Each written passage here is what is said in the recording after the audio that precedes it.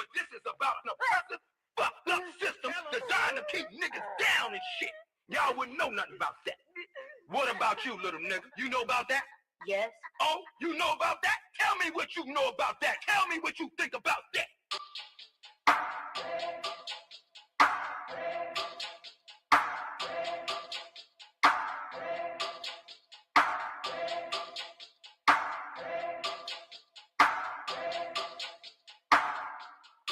I turn up when it's real in the field. This for my niggas that kneel on the field. Light-skinned nigga, you gon' find me in the field. House niggas looking at a nigga like chill. I go hard when it's real in the field. This for my niggas that kneel on the field. Light-skinned nigga, find me in the field. I don't give a fuck how a house nigga feel. Belly of the beast, we been living in hell. They like, damn, Kai, how could you tell? Put us in the project, set us up to fail. Round here, bullets be flying like hell. Too many of my niggas either dead or in jail. Make a nigga work when you locked in a cell. Can't find work when you out on bail, but your homie got the work, so we passed you a scale. Got them birds like the Bible got quail. Niggas selling out cause they mama got bills. Turn into coons like Oprah and Gail. How you sell your soul just to get a little kale? They put you in a dress when you get a record deal. Wanna see a nigga getting high on pills? You can dance on a pole, you can sell that tail, but they never tell a nigga that he can go to Yale. We all created equal, that's white males. All lives matter, not black males. Another mother crying, another coffin got a nail. How many brothers out here got killed? How many of our sisters out here gotta heal? How many more caps gotta get peeled? We beef with each other so quick to pull the steel. George Zimmerman still alive and well. I turn up when it's real in the field. This for my niggas that kneel on the field. Light-skinned nigga, you can find me in the field. House niggas looking at a nigga like chill. I go hard when it's real in the field. This for my niggas that kneel on the field. Light-skinned nigga, find me in the field. I don't give a fuck how a house nigga feel. I turn up when it's real in the field. Feel. This for my niggas that kneel on the field. Feel. Light-skinned nigga, you gon' find me in the field. Feel. House niggas looking at a nigga like chill. Chill. Yo, chill. Prison industrial complex is a system situated at the intersection of government and private interests. It uses prisons as a solution to social, political, and economic problems. It includes human rights violations, the death penalty, slave labor, policing, courts, the media, political prisoners, and the elimination of dissent. They just want us to die in silence.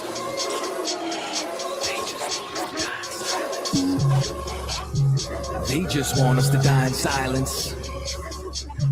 They just want us to die in silence. I might start me a fucking riot. Slave rebellion, no compliance. They just want us to die in silence. They murder minds like they got a license. I pray for the coronavirus to kill all of these violent tyrants. They prey on us like they poaching lions. World War III's on the horizon. Black and Hispanics form alliance. From the west coast to the islands, this pressure is making diamonds. They go waking sleeping giants. I turn up when it's real in the field. This for my niggas that kneel on the field. Light-skinned nigga, you can find me in the field. House niggas looking at a nigga like chill. I go hard when it's real in the field. This for my niggas that kneel on the field. Light-skinned nigga, find me in the field. I don't give a fuck how a house nigga feel. I turn up when it's real in the field. Feel. I don't give a fuck how a house nigga feel. But feel. Nigga, did you just say what I was trying to say, but smarter?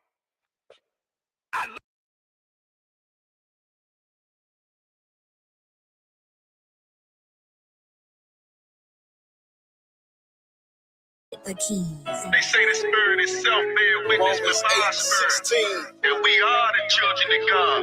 That's why we all black, booted, ready for war like YAHANNA. Raised under boys and mighty men just so I can put my brick in and do his work. Put my brick in and do his work. Be my rib, she suffer all my hurt. Give her all my love, she about that work. I put my brick in and do his work. Put my brick in and do his work. Papa Charles, let me prove the work. When the sky falls, it's gonna catch me working. I put my brick in and do his work. Put my brick in and do his work. Put my brick in and do his work. I mean, put my brick in and do his work. Put my brick in and do his work. Put my brick in and do his work. Watch my arc and we all been out here. We all about it. My father's work. Yahweh, Shai. I'm from Miss Move all the time. My ladies is fine. We follow the order. I told you. Full of culture, you ain't thought of. Streets I was taught on. Type you can barely depart on. Bought, sold, and I fought on. Charges I caught on. They call it the cause of the heart that I got for assault on my block. Bitch, I am not. Hate for a cop. My enemy sinned against me. I'm a sinner. But what they got in them, they healing baptism of Christ. Screaming Yahweh, Shai. In my battle cry. Ready to die, ain't no biggie. How to offend me? I'm litty. She wanna get with me. I'm picky. Digging her in till she dizzy. Give it a rap. sure, get a back rub, then back to the action. Packing the full metal jacket, never get murked. Putting in my father's work. Never see me with them heathens, my team hated. We the greatest on face of the earth. We the truth, I know it hurt. Fruitless to believe your words. It ain't about nothing, you bluffing. Scared, go to church. True definition of Christian win. You got 15 men, we got 2 or 3. But the difference is, we got discipline. Nigga, listen here. War with these warriors, get your whole big sisters clear. Talking you your house, all your rented kids. Screaming, oh my God, with the vengeance in. So I put my brick in and do his work. Put my brick in and do his work. Beat my ribs, she suffer all my hurt. Give her all my love, she about that work. While I put my brick in and do his work. Put my brick in and do his work. Papa Shaw, let me prove the worth. And when the sky falls, it's gonna catch me working. While I put my brick in and do his work.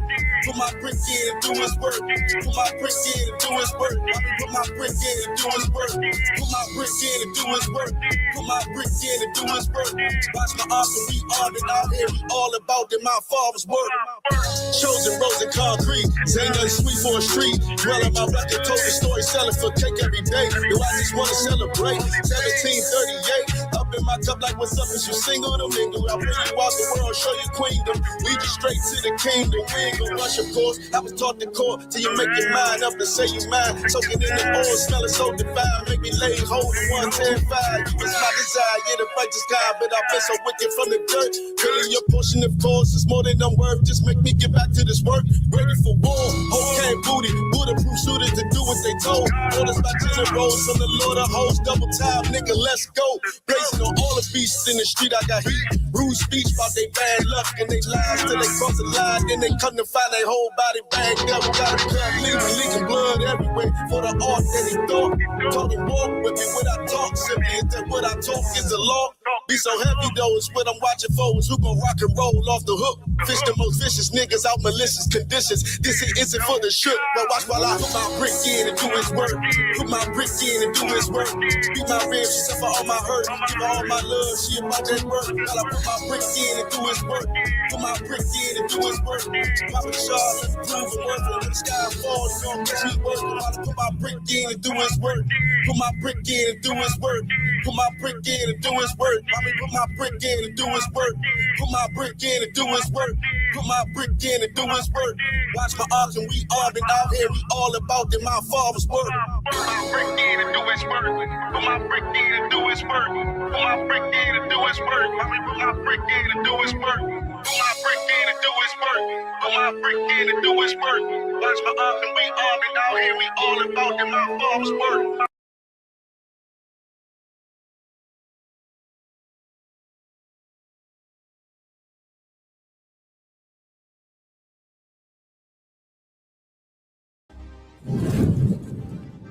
Hey, Shalom, Lord Christ. It's Officer 5000 Jeremiah, the camp leader of Atlanta, Georgia.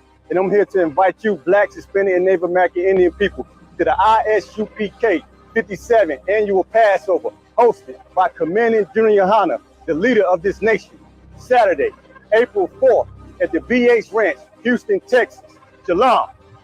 From Yakana! From Yakana! From Yakana! Be there.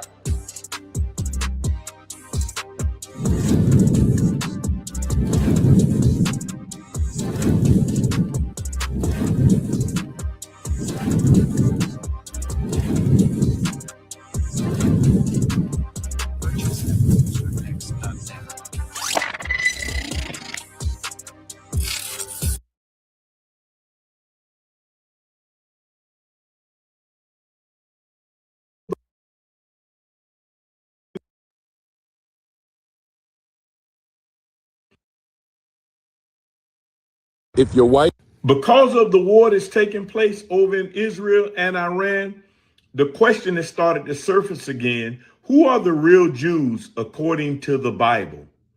Now, of course, the people that's in Palestine, Jerusalem, in Israel, they're going to say that they're the real Jews. But it's also being said that the Blacks, Hispanics, Native Americans, and people of Central and South America, that they're the real Jews according to the Bible. So I found 3 scriptures in the Bible that I would like to read. And if anyone can prove these scriptures wrong or help shed some light on these scriptures, please do so that we can prove to the whole world once and for all who the real Jews are according to the Bible. Even Benjamin Netanyahu recently chimed in on this. So the first one is Jeremiah 14:2, which reads, Judah mourneth, and the gates thereof languish. They are black unto the ground. The second scripture was Revelations 2:9, which reads, I know the works and thy tribulation and poverty, but thou art rich.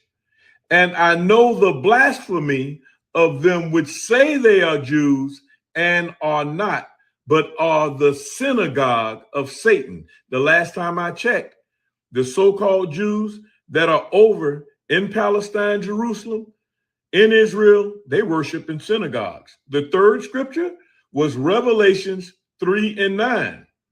I will make them of the synagogue of Satan, which say they are Jews and are not, but do lie. Behold, I will make them come to worship before thy feet and know that I have loved thee. So the question is, are the real Jews the Jews that are over in Palestine, Jerusalem, in Israel, or are the real Jews the people that were brought over here by way of cargo slave ships to America? Are they the real true Jews according to the Bible? Help us understand. If you have any knowledge, wisdom, any understanding as it relates to this, please chime in, but please use scriptural reference to prove your point. With that, I'm going to say shalom. I'm out. Let's all find out the truth once and for all.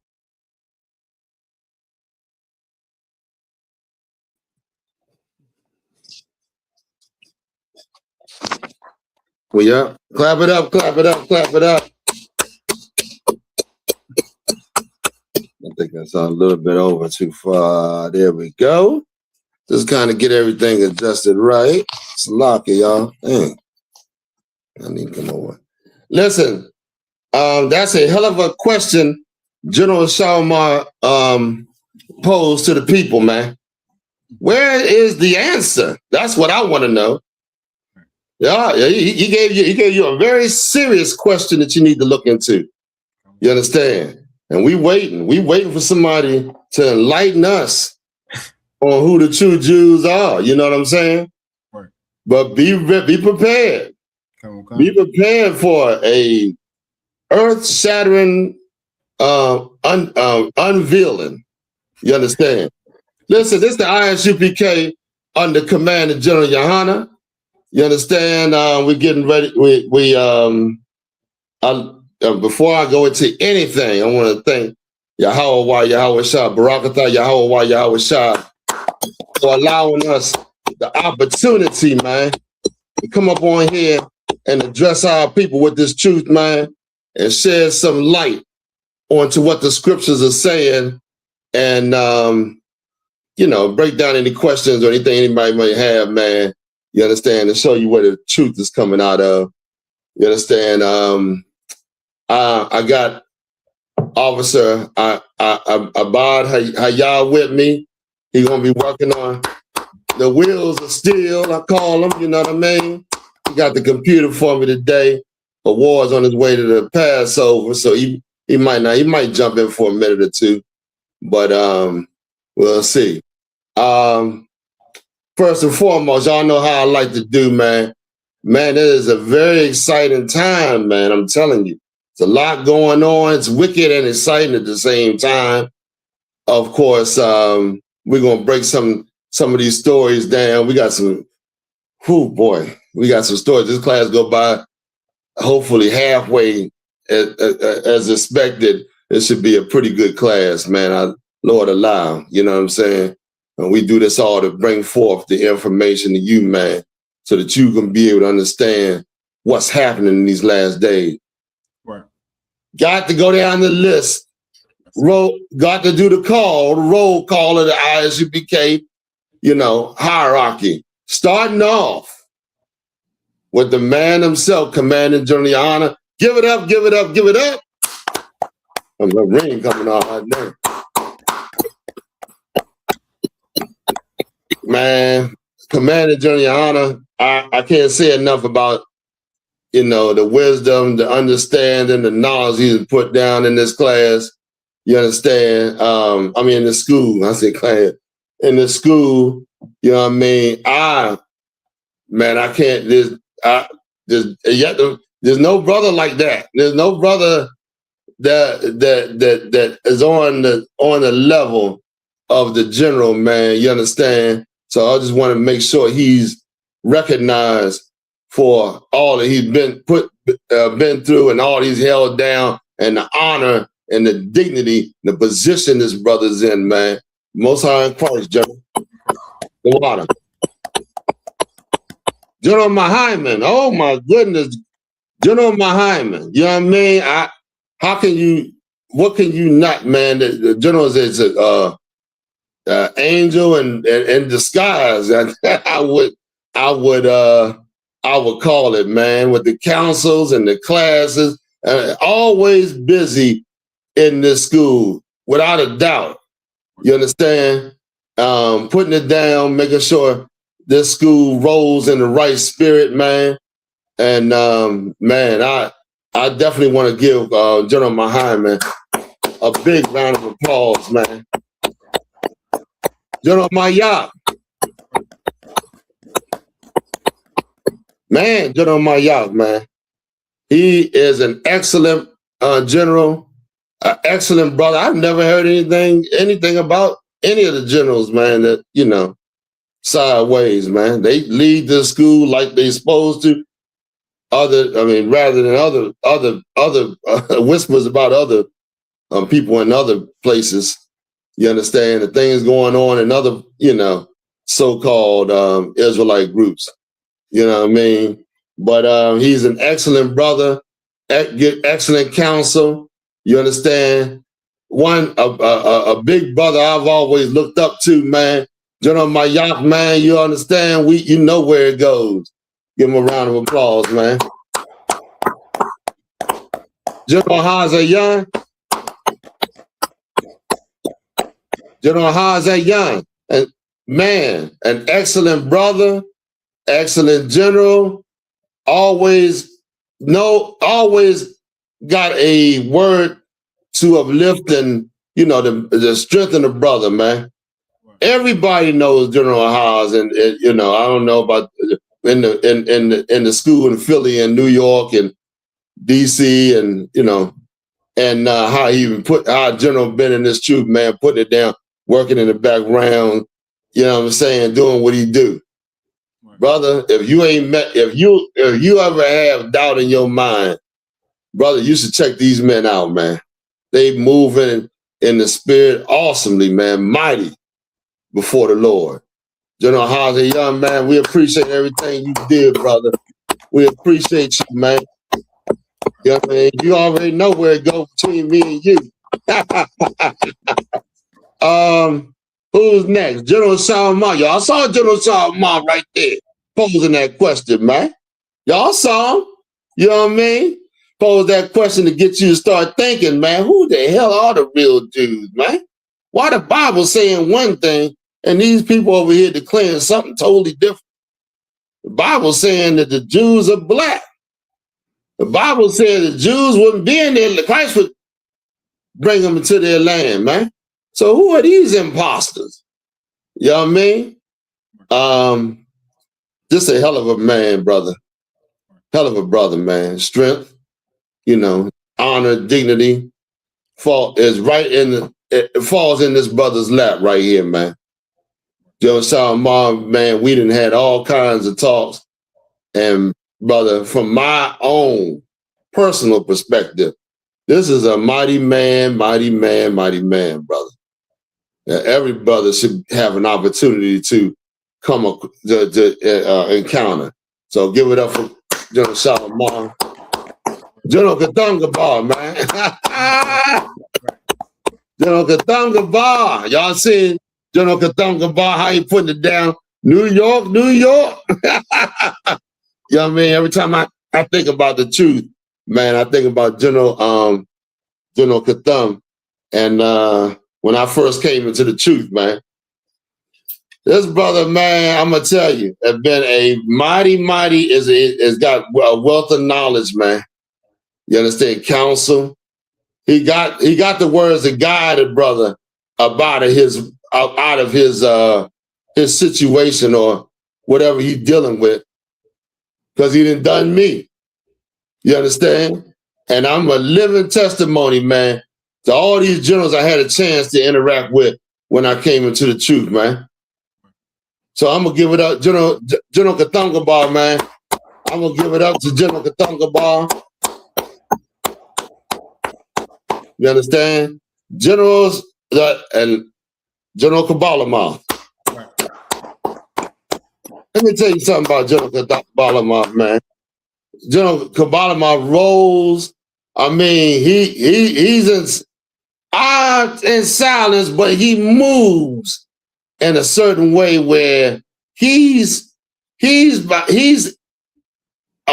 in everything that's going down, chewing that up, and spitting out what you need to do, or how things can be corrected, or giving you understanding on something, man.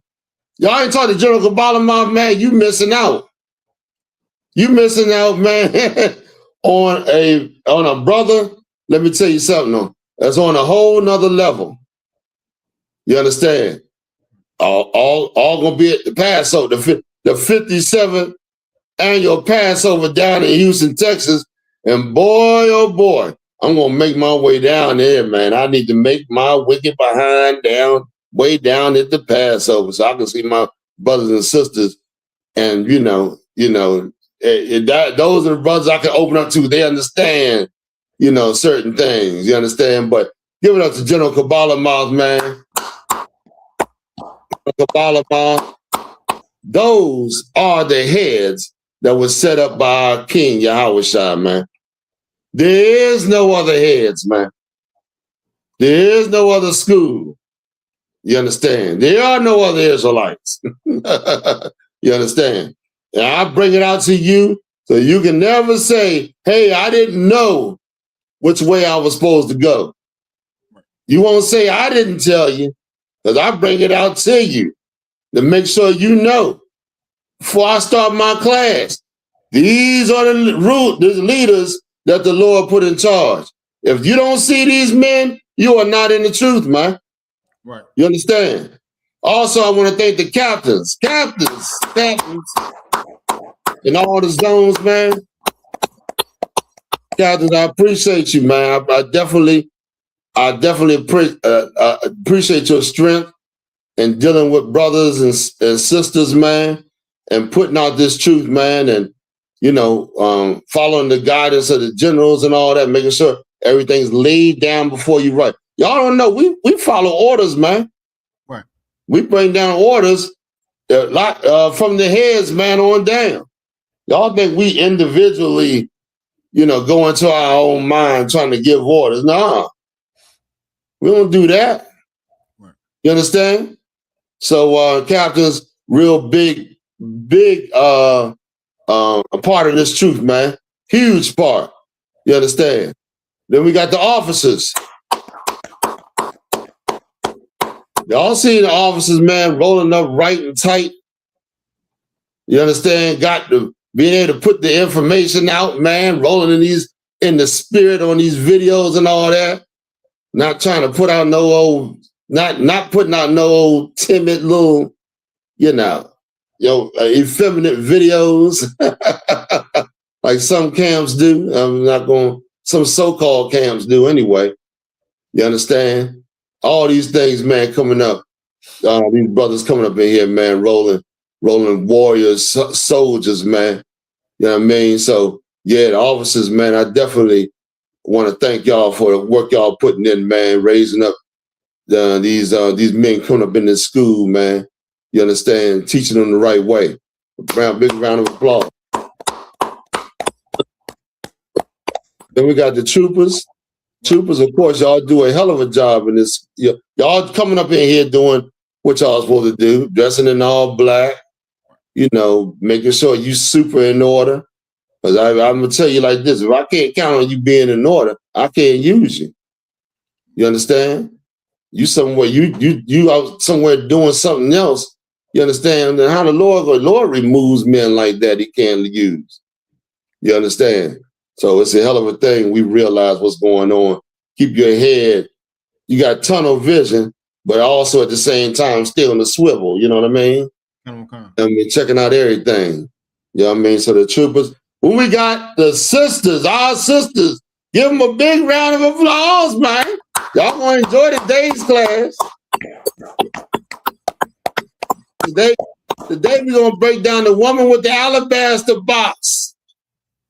We're gonna break down the woman with the alabaster box. We got a little something for the brothers and the sisters. We're gonna break the, we ain't forget about y'all, you know what I mean? I know a lot of times I could be super hard on sisters, but so now we're gonna just, have a nice enlightening class on the woman without. It got so many good parts in this. I don't know if I'm even worthy to bring this out. But I'm gonna try to do my best, man. Sister with the alabaster box and the veil that was torn when Christ. I mentioned that last class. I want to go into it a little bit, bring it out. Lord allow. We got a lot of things to go into today, so we'll see how time run. So that's the whole, that's the body and the truth right there. The brothers and sisters in the truth. All right, Bob, what we starting off with? Yes, sir. We starting off with the missing person, sir. The video. Yeah. Oh, yeah. We got y'all check this out. Y'all thought I was joking. I can't get this here to move. I was joking about a lot of black women being missing and dying and all this in the earth right now. You should check this out, black woman, and you should move different. You should move circumspect, man. If you ain't in this truth, you better hightail it up in here. All them thoughts in your mind about what you or the evil you got about this school is Satan planting thoughts in your mind to keep you away from this school. You better get the right counsel you need, man. You sisters were dying too much, man, because of your selfish ways. A woman is selfish, man. I mean, outside of this truth. She's selfish, and she got to realize that's her plot when she's outside of this school. So go ahead, let me hear a little bit about, you know where to stop it, right? Yes, sir. Okay, let's roll. Come on. In the entire planet. You can't drive down the wrong lane without being caught by some sort of camera. And yet when an entire person that's probably paying taxes goes missing, we can't find her? But on top of all of that, for you to be found dead in a body of water means that the perpetrator not only premeditated this murder, but they wanted to make sure that they had every single chance in getting away with it. You guys don't understand how deep this goes. If you're found dead in a body of water, you have no idea how corrosive that can be when it comes to criminal investigation. Water destroys evidence. It gets rid of fingerprints. It makes it so much more disgusting when you realize that this is so unbelievably and obviously targeted towards black women in London and throughout the UK. So since nobody else is saying it, especially not even our own news outlets in this country, please, everybody, not only can we stay safe, but please can we look over one another? Please, for the love of God, because this country, our own government are not going to do that for us. 71,000 black girls under 17 went missing in 2021. And they were identified as runaways. 9 out of 10 were identified as runaways. If you're identified as a runaway, no Amber Alert, no law enforcement attention, nothing. Right. Saying things like juvenile prostitutes. Juveniles means children. Right. Children cannot consent to sex work. Right. They're children. Yeah. But black and brown girls get adultified. Like, we are demonized and we are blamed for our own abuse, which means you're not going to take it as seriously. Our innocence is never guaranteed. Yeah. That was it on that, sir. Okay, that's it. One thing we got to understand, man. Yeah. I'm cutting me off real big. Okay, let me see if I do it like that. Okay.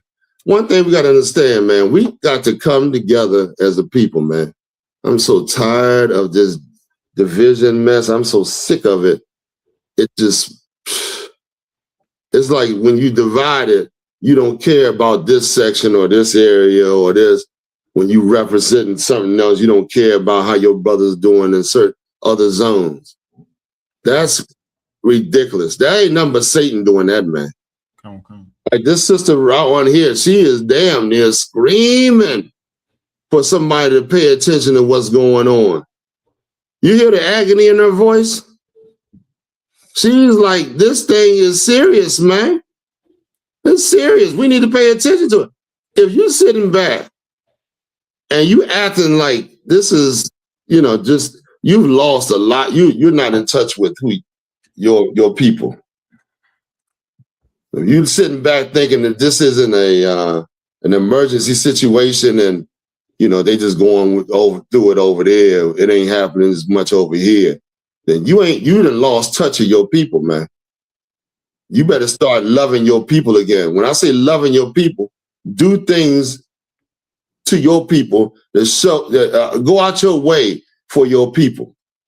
I've seen people holding the door as soon as a white person, hold the door for your brothers and sisters, and let them hold the door for their own goddamn self. You going out the way to hold the door for somebody. I mean, I'm just using that for example, but at least I know this is where my love is going. I'm directing it towards it. Give a little extra money for my people. Right. This is where my love is going. The scriptures say, where you lay up your money, that's where your heart is. Right. You understand? So yeah, we got to definitely start making sure we are doing situations where we're exacting our love towards blacks and Latinos, man. That's where your love got to go. Right. Give it to me in the Bible where the Lord said, Leviticus 19, I think it is. Yes, sir. Where the Lord said, your neighbor, because a lot of people think your neighbor is the man. If a white man living beside you, that's your neighbor. Or for Chinese or whatever, wherever they are on the earth, whoever living beside them is their neighbor. That's bull crap, man. Right. The neighbor is your people, man. You understand? Read it for me. Where we at? 19, verse 17? Yes, sir. Okay, go ahead. This is the book of Leviticus, chapter 19 and verse 17. Thou shalt not hate thy brother in thine heart. It's against the law to hate blacks or Latinos, Native Americans. Right. You have hatred in your heart for your brother, you are in error of God's law. Because God said, thou shalt not hate thy brother in thy heart.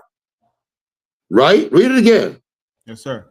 Thou shalt not hate thy brother in thine heart. Keep going.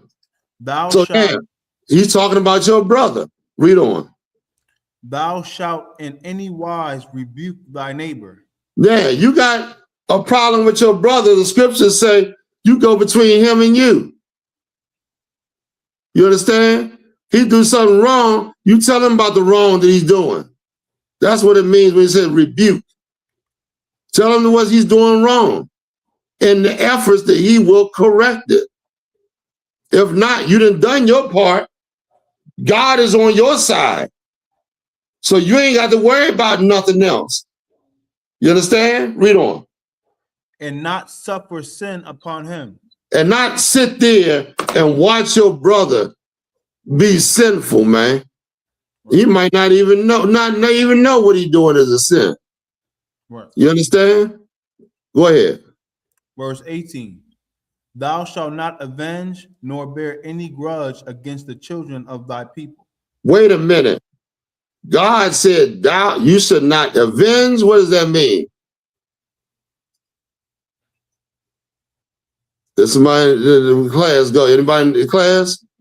I got to do the roll call on the class too. Shoot, I ain't even set up right here.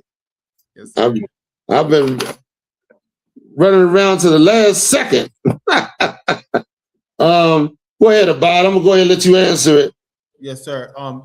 Taking justice in your own hands, like taking revenge. Yes, sir. Yeah. Something go down, you taking revenge. And the shit never stops. Come. The Lord said you should not do that, because why? Why not? Nor bear any grudge No, against. hold on. Oh, yes, sir. Why should you not do that?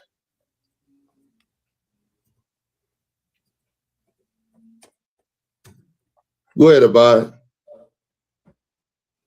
Oh, we got a response online first. Oh, sir. please. Yeah, get somebody online.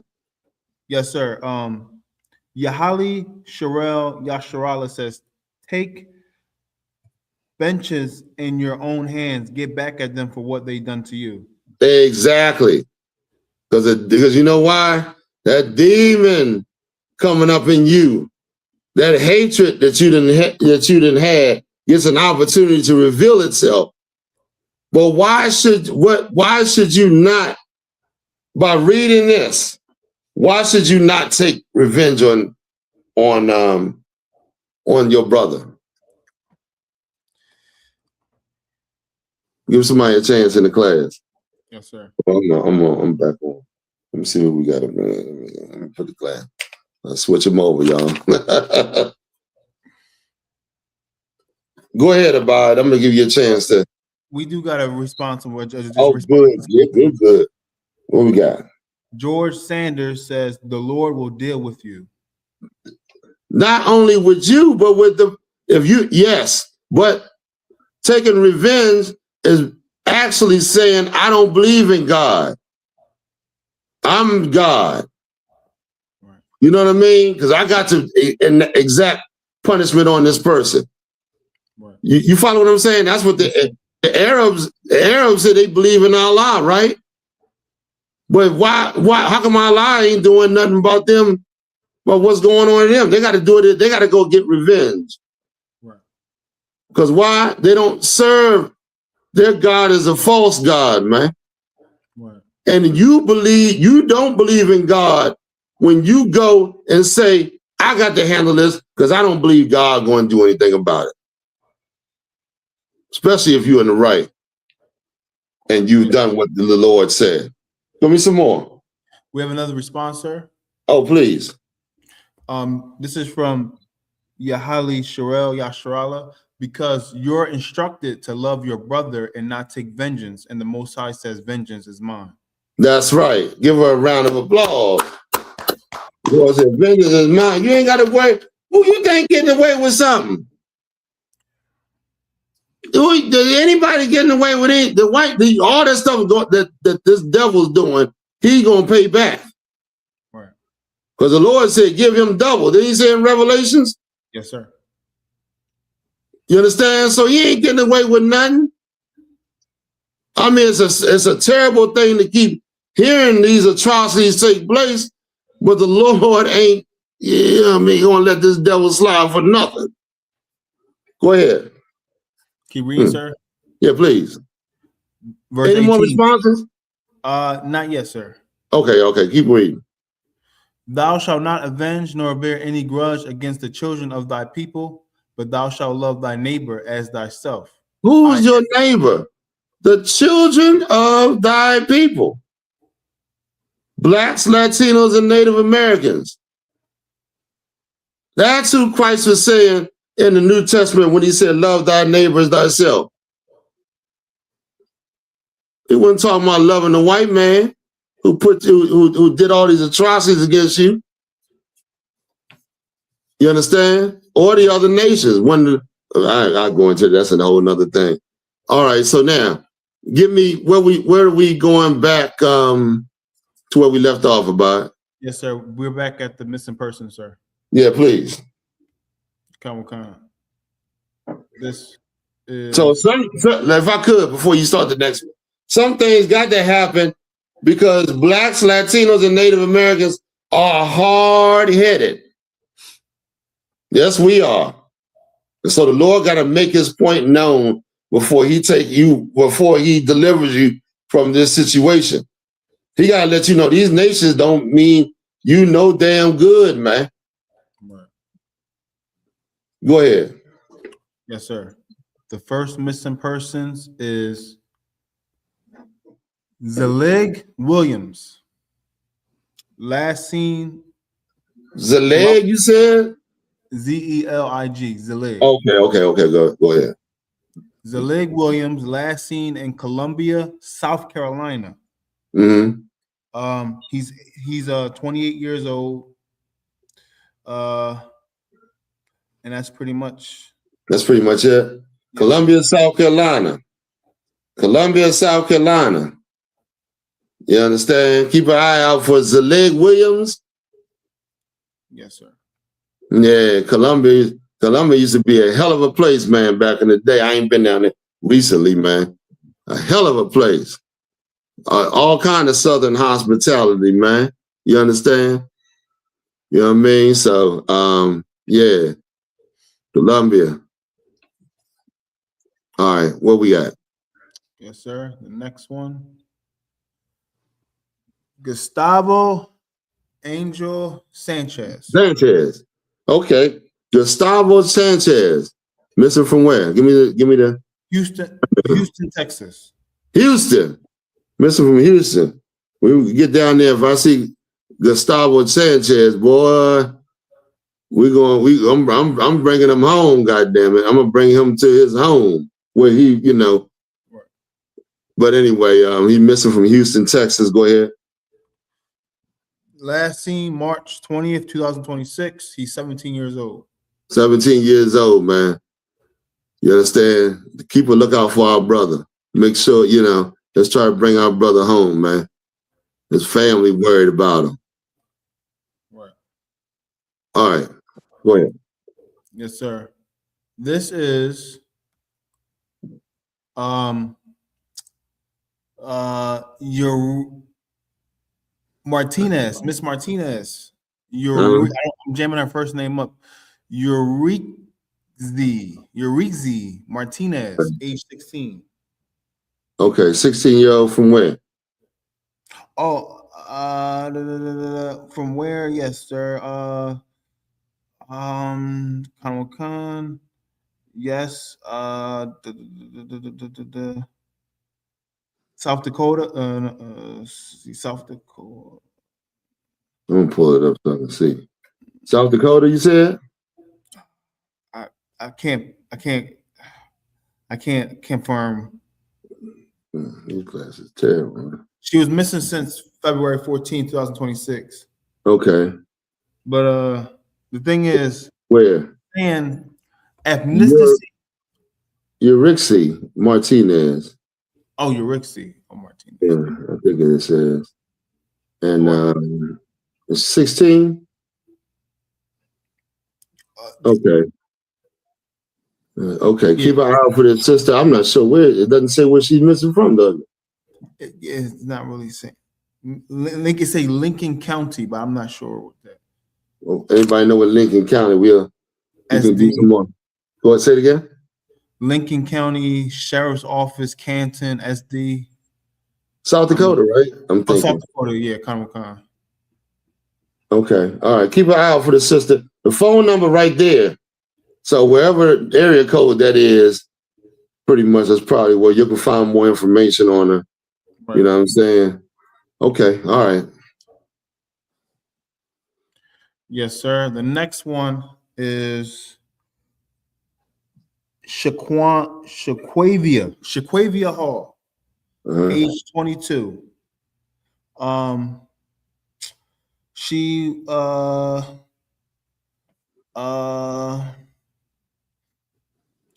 he just got missing, right? Yes, sir. I think it says, let me see.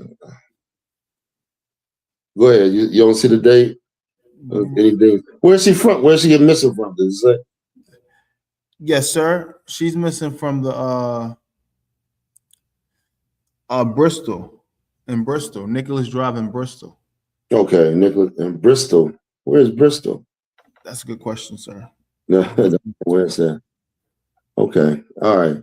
Well, we're gonna spend too much time on it. Y'all can look it up. Y'all can see.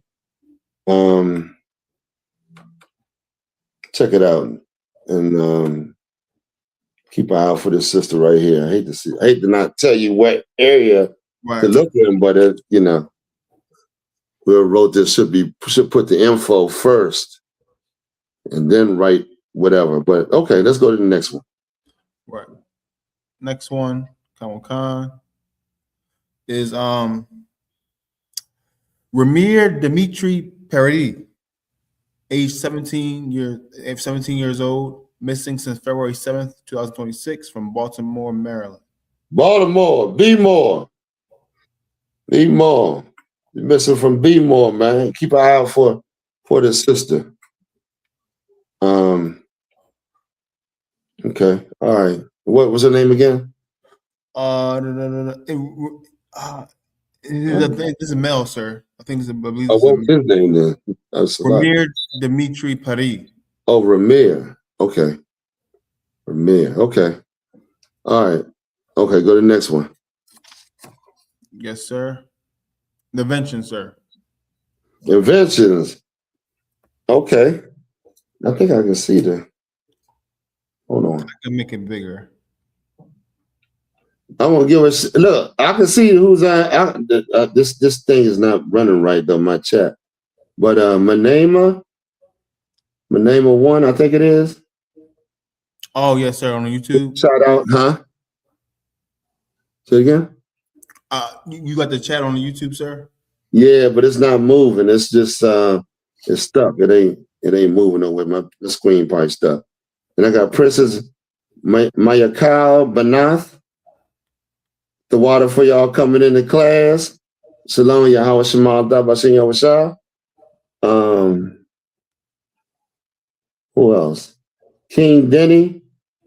Is that it? King Denny? Yes, sir. And George Sanders. Also, am I missing somebody? Yeah, probably more. Somewhere on Facebook.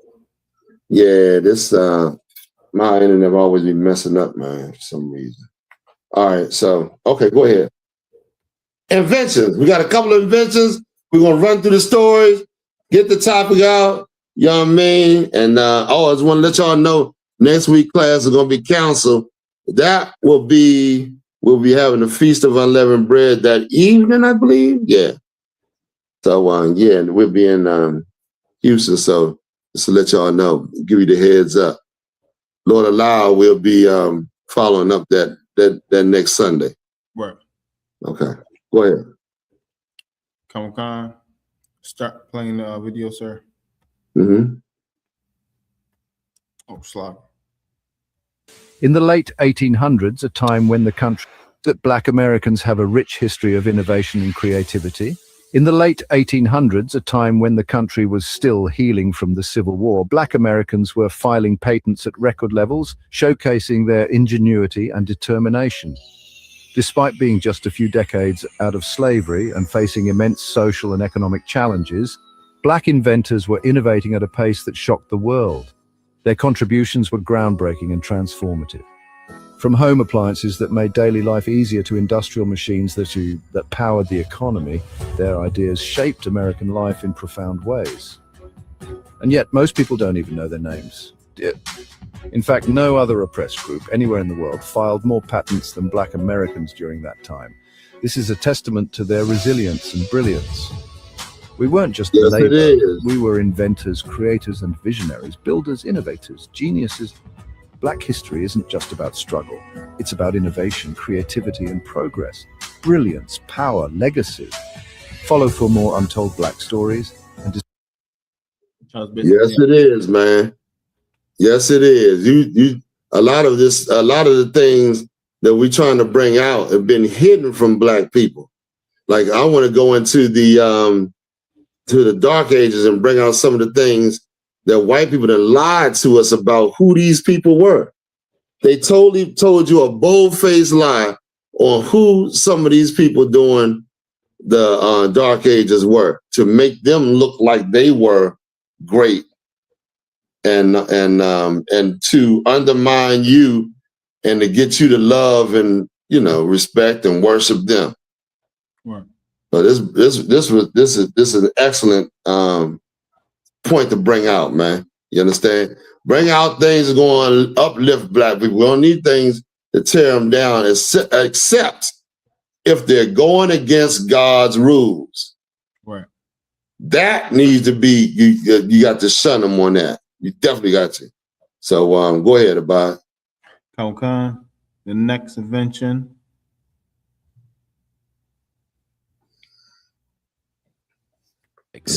This black inventor didn't just... Time you're in a barbershop, thank Richard Spikes. This black inventor didn't just cut hair. He revolutionized how we live. Born 1878, son of a barber, learned to cut hair in his father's shop. But Spikes saw problems everywhere and fixed them. 1908, he's running a saloon in Arizona, hated how hard it was to get beer from kegs, so he invented the modern beer tap. Milwaukee Brewing Company bought his patent, and we're still using his design today. Every bar, every keg party, that's Richard Spikes' genius. 1913, he put the first turn signals on a Pierce Arrow car. 1932, improved automatic gear shifts. But here's the amazing part. In 1950, at age 72, he patented the horizontally swinging barber chair. You know, the one that swivels so barbers can move around you easily. 1962, age 84 and nearly blind from glaucoma, he invented the automatic brake safety system still used in school buses. From beer taps to turn signals to the barber chair that spins, one man's inventions touched every part of daily life. Barbershops aren't just about haircuts. They're about innovation, community, and black genius. Follow for more inventions. That was basically on that one, sir. Okay. This brother right here, you know, working in his environment, you know, trying to make life better for brothers and sisters, man. You know, that was a hell of a thing. Beer tap and so on and so forth. What we got next? Is this the last one? Yes, plus some like general inventions that was made. So this one is, did you know a black American inventor patented early rotor design and helicopter safety devices in the 1940s? Nope, but it wouldn't surprise me. Go ahead. Yes, sir. In the 1940s, Paul E. Williams created and patented an early rotor design and a helicopter safety device during a time when aviation was still new and dangerous. His innovations contributed to the technology used in rotorcraft today. History books rarely mentions his name, but his impact is in the sky above us every single day. No sign of Christ, man. Excellent, man. You know what I mean? Of course, you know, they want to cut black people off from so they won't be able to, so they're not going to, you know, they want to dumb you down so you don't do the inventions that they know that you do, or you won't rise up in this society.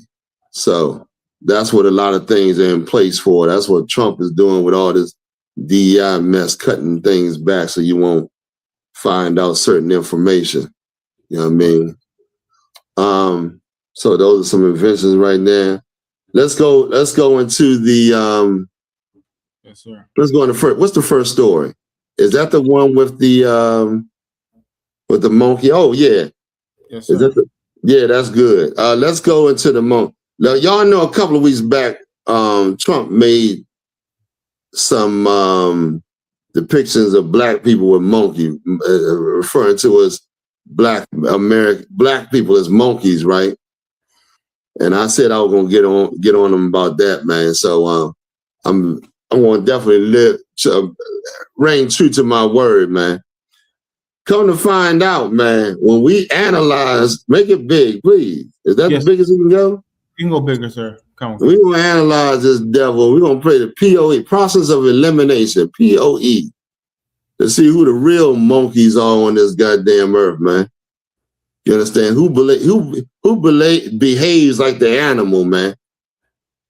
You understand? Because we have very civilized civilizations on this earth, man.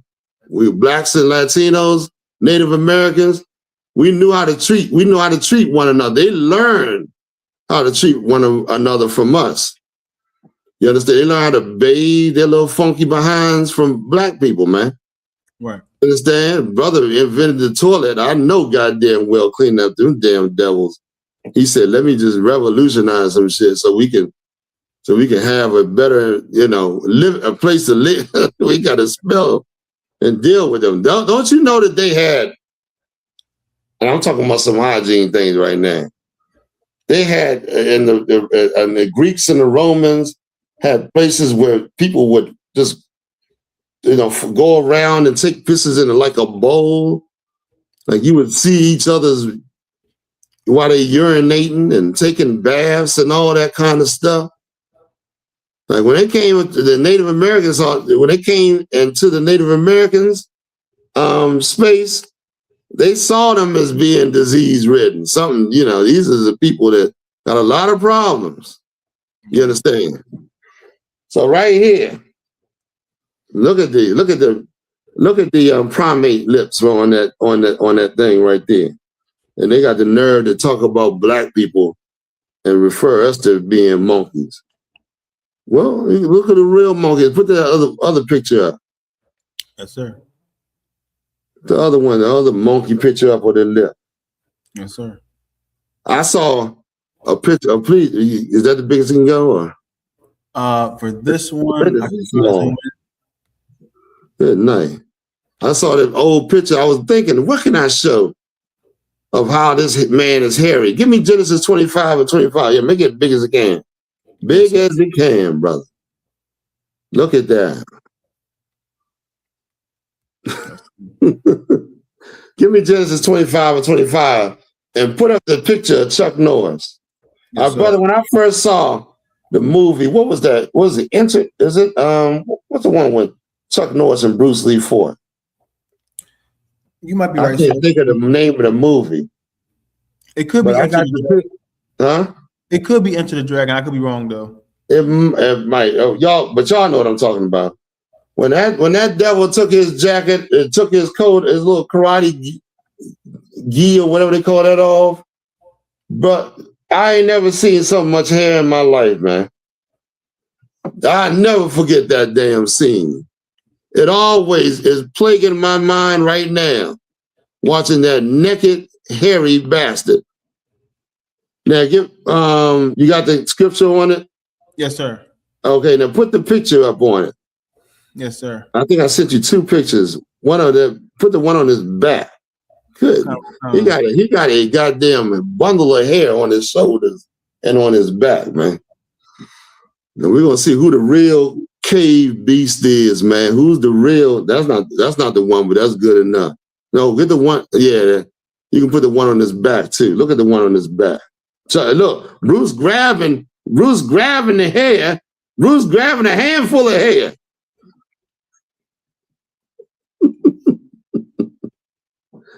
Now we're going to see who the real caveman is on the earth, man. This man, if it was not, the general always used to say, if it wasn't for Big Man, Big made this man look kind of civilized. You understand? They have them little things where they go and take the hair off their backs and all that. You put the tape down on it, and then you rip it all, tape full of it. Look, you got to keep re-upping on that tape, man. That tape full of hair. Now read what the Lord said about this beast, man. Sorry, sir. Please. Eternal Sleep responded, said, the way of the dragon. The way of the dragon. Y'all go check that movie out, man. The way of the dragon. I don't know if I should tell y'all to check that movie out, man. It might make you have nightmares seeing that hairy beast. That thing is hairy. You understand? But go ahead, read on. Yes, sir. This is the book of Genesis, chapter 25 and verse 25. And the first came out red, all over like an hairy garment. This is the first baby. Remember, when Rebecca went, she was having problems. She was having problems with her pregnancy. Somebody said something? Klatza was saluting. Shalom. Okay. So she was having pregnancy problems. She said, listen, if this is the will of the Lord, why am I suffering like this? And this is the Lord told her 2 nations. Your nation is your race, man. I'm tired of people saying your nation is not your race. The nation you belong to is your race. That's who it is. 2 nations are in thy womb, meaning 2 races of people was in her womb, and 2 different manner of people. They have different mannerisms. Our mannerisms is not like white people's mannerisms. Why are you trying to keep making black people be like white people, man? We got two different mannerisms. Right. You understand? Read on. All over like in hairy garment. And they called his name Esau. He was red all over. Red, very important, because the Lord does not say in the Bible anybody else was born red. Why is that important?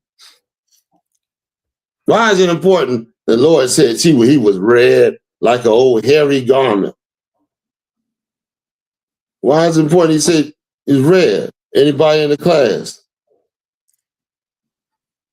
Go ahead, Abad. So we know about the mark of Cain. That's right. That was the same mark that was put on Cain. When he put a mark on Cain and sent him to go live in the mountains some damn way, because he's a murderer. Well, this man is the same. You see in the murders he's doing all over the earth. Right. And still having a problem with associating Esau with this man. Well, God said that the first would come out and his rulership would come, and then Jacob would rule after. Right. That was the prophecy. Anybody got any problems? I don't understand that. Well, let's go on, please. Verse 26. And after that came his brother out. And nothing was said about his brother because he came out like everybody else. But this thing came out red and hairy. His name is Esau. That's who you have ruling the earth right now. The earth is given into the hand of the wicked. Esau is the wicked ruling the earth. All right, let's go back. Let's go back to the stories. Yes, so we're done with that.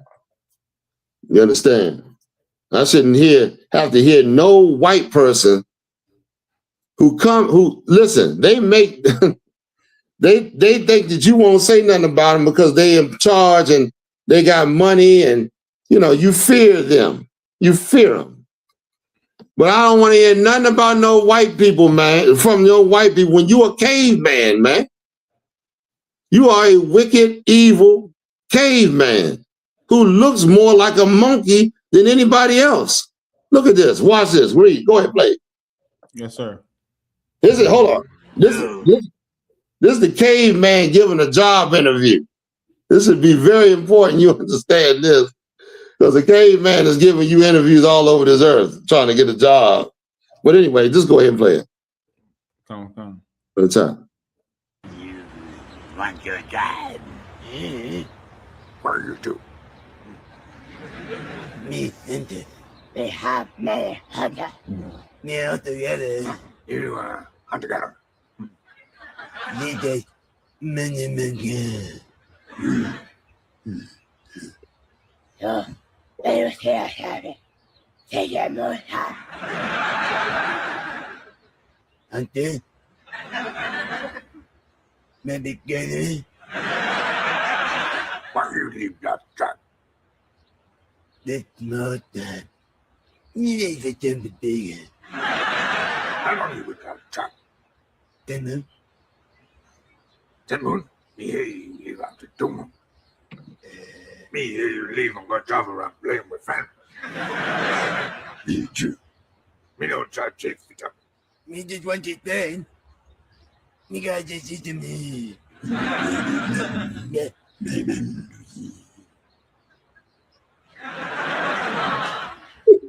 This is crazy. That's basically on that, sir. All right, that's it on that. He said next, right? Yes, he did. I think somebody else was going to come in. Yeah, someone else is gonna come in. You want me to play that part too? Yeah, it's raised in hands. Only a couple more seconds. Yes, sir. You stop it. Come on.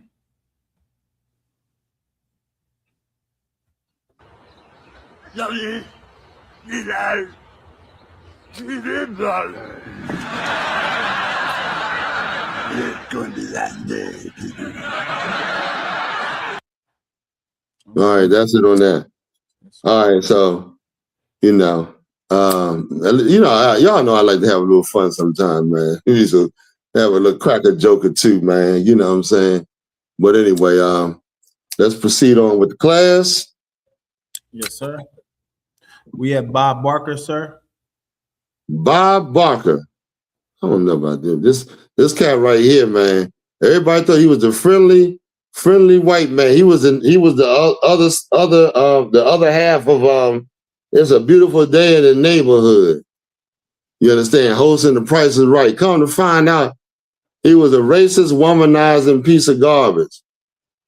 And the two sisters that worked on there as models have all kind of stories. I didn't bring it out, but I know I read this not too long ago. But go ahead, play it for me. Yes, sir. Oh, sloppy. Bob Barker was not a great guy. He didn't even want the black contestant. 26, and many of us are just now discovering that the Price is Right's host Bob Barker was not a great guy. He didn't even want the black contestants to touch him. On a car on the Price is Right. You want a car? Yes, don't attack me. He was so upset with black people. Yes, sir. I didn't say anything. I'm laughing, bro. Go ahead, keep playing. He said stop. When Diane Parkinson she had been with black men, he went berserk because they were having an affair and he thought that they could spread disease. Bob did mention if she had ever been with any other person that was black, that he would not be happy and that he thought they might have had some kind of communicable disease or something. He did not want to be touched by us. And a lot of people seem to be shocked by this. This man was born in 1923, okay? I don't know what you guys are expecting from someone born in 1923, but they're usually not very good people historically. And on top of that, a lot of people still have these ideas and views. You see people on TikTok, Instagram, Twitter that call women who are with black people mud sharks and among other racial slurs. So these ideas still exist, but people are just now discovering he's not a great guy. Don't touch me. I think the hardest part for a lot of people is that he was a host until 2007. They knew his history. They knew exactly what type of man he was, and he was still able to host up until 2007. If you haven't seen this documentary, I would definitely recommend watching it. It definitely seems like a must. Yeah, old Bob Barker. Old Price is Right. You see how he was running from that brother? Like that brother was so, the white man got the nerve, as much disease as this man has. Like, you should run away from. They always trying to shake your hand and all that old crap. I don't want to shake your little clammy little hands. I don't know where the hell they been. Right. I'll quick dap it. Yeah. I don't shake no goddamn hands, man. Get all intimate. You put all his hand all over your hand. Right. Therefore, transferring that pork or whatever the hell he got through eating to your hands or whatever. That's nasty, man. Yeah, so old Bob Barker, man. You understand? Check out that. She said it was it's something out on him. And check it out if y'all interested. You, of course, All right. Anything else we want to say? Y'all want anything else to add on to it or say something about it? Yes, Kalatazar says the price is for the BS. Right. You're right about that. There you go. You know what I mean? Absolutely. All right, where we going next, Abad? Bring the next story up. Yes, sir. Come on. Gotta run through them real quick. Oh, right here. This devil right here is make it big, please. Yes, sir. As big as it can go. This devil right here, man, is a very famous preacher. I think David Jeremiah, whatever his name is, right? Yes, sir. This is a service straight up worshiping Nimrod. This is a resurrection celebrate. They celebrating the resurrection. God never told you to worship celebrate the resurrection. Right. God never said to celebrate that. Right. You got to see what the Lord said. Do what the Lord say. Celebrate the things He told you to celebrate. But when you see this, brother, it's going to be no denying that that's who they worshiping. Go ahead and play it for me. Yes, sir. This doctrine of Jesus coming out of the grave rests on strong historic evidence. John 20 verse 1 says, "Now on the first day of the week, Mary Magdalene went to the tomb and saw that the stone had been rolled away." And ladies and gentlemen, what is the first day of the week? It is Sunday. Acts 20 verse 7 says, "Now on the first day of the week, the disciples came together to break bread." Sunday is an amazing testimony to the resurrection. The early Christians, men and women, were devout Jews who became Christians. They were fanatical in their observance of the Sabbath. Yeah, he said they were Jews that became Christians. No, they did not. That's an absolute lie. The people they were calling them Christians because they followed Christ, but they were Israelites. Yes, sir. But he said they became Christians. When? That religion was started by the Roman Catholic Church. Right. So that's a lie. Yes, sir. Keep going. Okay. The Jews feared breaking the Sabbath like they feared nothing else, and if they violated the strict laws concerning its observance, they could be killed. Yet something happened that caused these Jewish men and women to turn their backs on all the years of religious training and tradition. They changed their day of worship to Sunday in honor of the anniversary of the resurrection of Jesus. Well, stop. I got to stop it. What's going on right here? They said they changed their day from Saturday to Sunday in honor of the worship of the sun god, in honor of the worship of Nimrod, the sun. Where is the scripture when our people had their back in the temple worshiping the sun? Where the Lord took I think it was Ezekiel into the temple and said, "Look at these great look at this offense that our people was doing. They were women, I think it was women weeping for Tammuz or something like that." And then he said, "Go a little further and look." And then he saw the leaders turning their backs, worshiping the sun god, had their backs to the temple, worshiping the sun. That is a prophetic statement. Because why? They're doing the same exact thing now. I think it's Ezekiel. Is it Ezekiel? Yes, sir. It's Ezekiel 8 and 15. Okay. All right. Let's get it real quick. Yes, sir. Now, I ain't gonna spend too much time on this, but I just want to bring this out. Go to the top. Yes, where he goes when he first brings them. Meaning the Lord took Ezekiel in the spirit, lifted him by his head, his cornrows. Go to the top. Yes, sir. Oh, I can't. Oh, this one installed. I can't. It comes on and goes off. So maybe I'm tripping. Go ahead. Read the first verse. Like number 1. Yeah, where it begins, where the Lord took him. Lord took him to show him the. Go to verse 1. What does verse 1 say? I think it's verse 5, sir. Okay. This is the book of Ezekiel chapter 8 and verse 5. Then said he unto me, Son of man, lift up thine eyes now the way toward the north. So I lifted up my eyes the way toward the north, and behold, northward at the gate of the altar, this image of jealousy in the entry. No, I think it's further. Is it further down? Go down some more. Yes, sir. I got to see where we at. Because it's the right there where it says, nah, I want the one where it says, anyone see okay, where's the one where it says weeping for Tammuz? Just give me that one first. Women weeping for Tammuz. Verse 14. Then he brought me to the door of the gate of the Lord's house, which was toward the north. And behold, there sat women weeping for Tammuz. Why is it saying weeping for Tammuz? Were they outright worshiping Tammuz?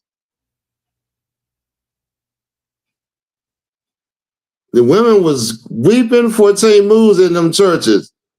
In other words, and go to the scripture where it says the priests were facing the sun. I'm gonna show you something. I mean, yeah, it should be around there somewhere. Verse 16, sir. Yeah, hold that. Why was they weeping for Tammuz? We're gonna find out. Read this for me. Verse 16. And he brought me into the inner court of the Lord's house, and behold, at the door of the temple of the Lord, between the porch and the altar, were about 25 men, with their backs toward the temple of the Lord. So now the temple of the Lord, where they supposed to be, where their backs were towards the temple, meaning they facing somewhere else. Read. And their faces toward the east, and they worship the sun toward the east. They worship the sun towards the east. Backs to the temple, worshiping the sun. The sun is what? Who is the east? Babylon. Babylon is the east. When you look at where our land is, and you look at where Babylon is, it's to the east. Right. And so they worshiping the Babylonian kingdom, Nimrod. And Nimrod, Tammuz is the son, was supposedly of Nimrod. Nimrod backing it, meaning, okay, the whole thing was the resurrection was that Nimrod was reborn in the image of his son. But the women didn't know. I don't think the women knew that they were worshiping Nimrod. You know what I think was going on? The priest was worshiping Nimrod, and the women were following the priest blindly, weeping the Tammuz, who was supposed to be the son of Nimrod. Nimrod was God, and his son was supposed to be Tammuz. In other words, I'm just putting it in perspective so that you understand it. This is insane. This is incredible, man, when you understand the truth of what was going on with our people. Same thing going on today. That's why that bastard said, you, the son, something, I forgot what he just said, but he said something in reference to the son. Go back to the video. Yes, sir. If I could. Come. They straight out worshiping the cross and the son. The cross is for you.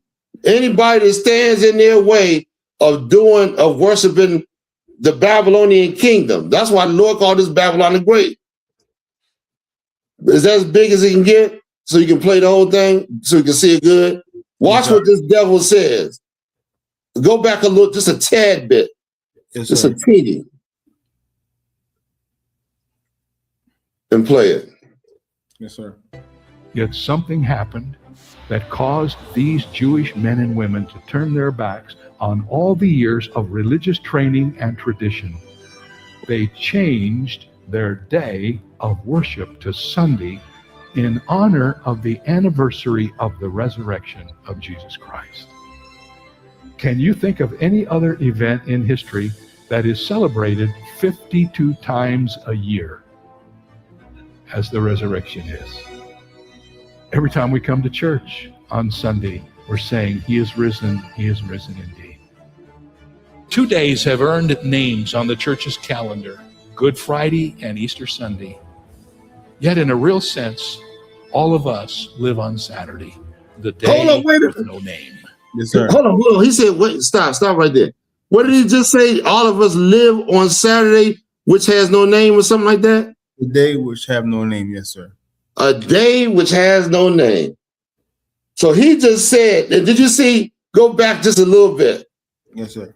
Did you see he's looking out of the sepulcher at the sun? It's damn near like a sunrise. Right. Go back a little bit more about so we can get the whole gist of what the hell is going on. Yes, sir. Oh my goodness, man. Oh man. Go ahead, play it from there. We're saying he is risen indeed. Worship on Sunday. 2 days have earned names on the church's calendar, like Good Friday and Easter Sunday. Yet in a real sense, all of us live on Saturday, the day with no name. Stop. Look at that, man. Wow. You can't deny that. Ain't no way in the hell you must be out your goddamn mind if you gonna come to me and tell me, oh, that's about Christ. That devil said, give me where it says wood and stone and the curses. Yes, sir. That devil said, what did that devil? That devil said, he's showing you from inside the thing as if he's moving the rock so that you can see what Christ, and I'm gonna tell you something else. Christ, that rock was removed not so Christ can get in, but so you can see that he wasn't there. Says when the women came, the rock was removed. Why? Christ didn't have to remove that rock. Christ could have just went on out the damn the burial place.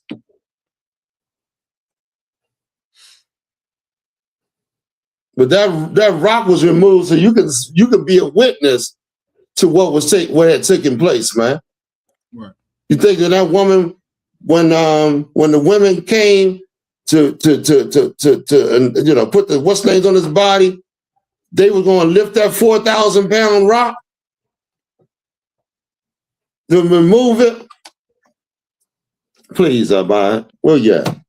Yes, sir. This is the book of Deuteronomy, so 28 and verse 64.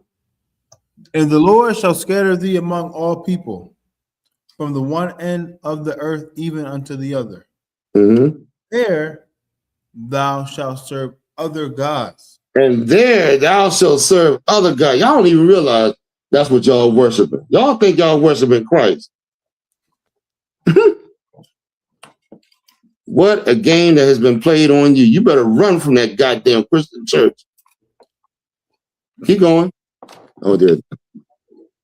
Which neither thou nor thy fathers have known, even wood and stone. Even what? Even wood and stone. Even wood and stone. What's that wood? That's that cross. That's that wooden cross they worshiping. I think they sung at the cross where I first saw the light. At the cross. Things they got nothing to do with Christ. Right. He saw the light of the cross. That light is that Nimrod. That light is that sun. Right. What else you say? Even wood and stone is that Islam. God named the two biggest religions right there in the curses that our people will be falling under. The other day they had the closing of that Ramadan, and every Muslim that Philly was packed with Muslims all on the street, all in the corners, all over the goddamn place. And their Muslim wear, men wearing more dresses than you can imagine. Right. You know what I'm saying? I look at this. Look at this. You know what I mean?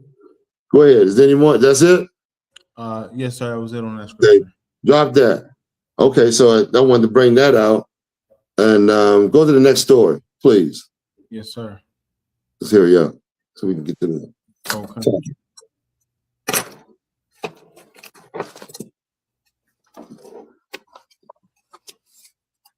What's this? A pastor goes viral telling everyone in church they are all going to hell. Dumbass idiot. That's what this is.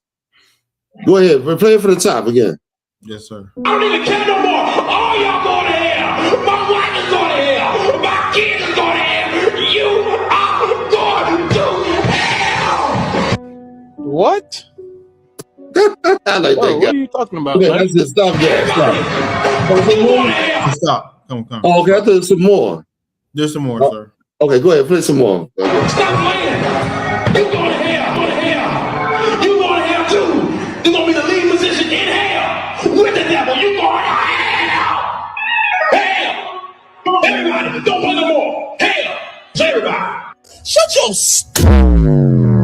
the fuck up. Huh? Okay, that's it on that. Go to Deuteronomy 32, I think it's 22. Yes, sir. I'm going to we're just going pull up a scripture about hell real quick. So these dumb idiots, man, they keep talking about something, you going to hell. What the hell do you think we've been in? You know what I mean? The white man's the devil. You better believe your ass is in hell. Right. You understand? All right, read that for me. Come on. This is the book of Deuteronomy, chapter 32 and verse 22. For a fire is kindled in mine anger. So the Lord is talking about his anger. That's where they get that supposedly hell from.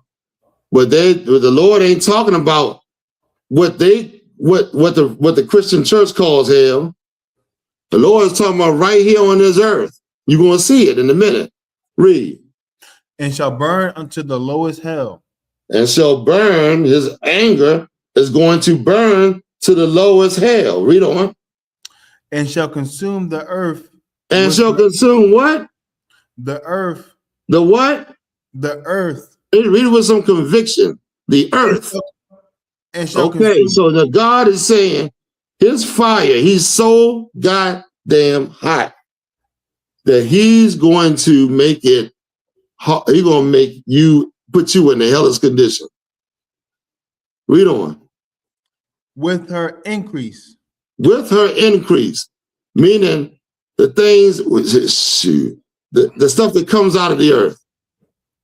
You understand? Read on. Even you, read on. And set on fire the foundations of the mountains. Oh my good. Read on. Verse 23. Scrolling down. Slacky. That's all right. I will heap mischiefs upon them. He will do what? I will heap mischiefs upon them. God said, I'm going to put you in all kind of trouble. Where? Where is this going to take? No, hold on, Abide. Let me finish talking. Where? On earth, on this earth. You see that? He said it will consume the earth with her increase, and I'm going to heap troubles on them. Read on. I will spend mine arrows upon them. God said, I'm going to go to war with you. I'm going to spend my arrows on you. He like a warrior.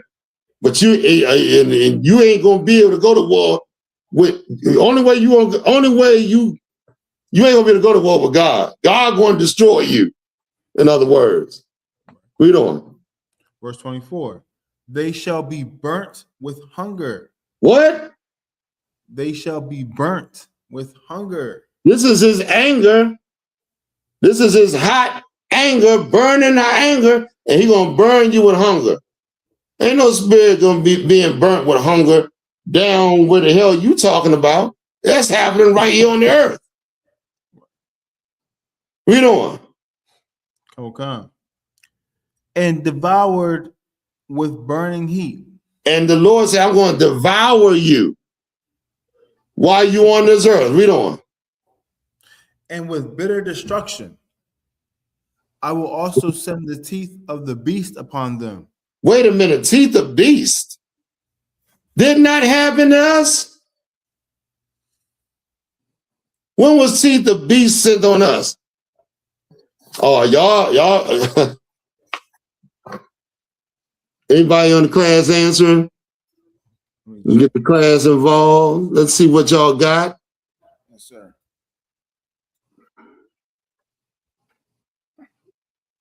See what y'all got. I'm gonna give y'all a minute. I'm gonna move on as I got what time's sake. Oh, we got Yashar Banath. Alligators. Alligator. Whoa, my goodness. Alligator bait. Remember that? Give me some more.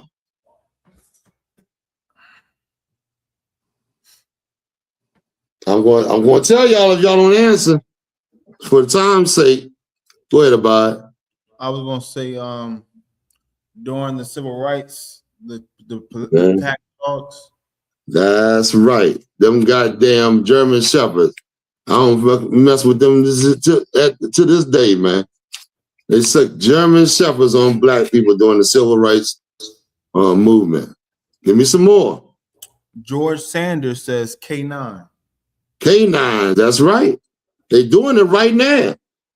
Put the dogs, sicking the dogs on, dogs biting you up. Police officer, oh, it's my mistake. Give me some more. Y'all missing some big ones, boy.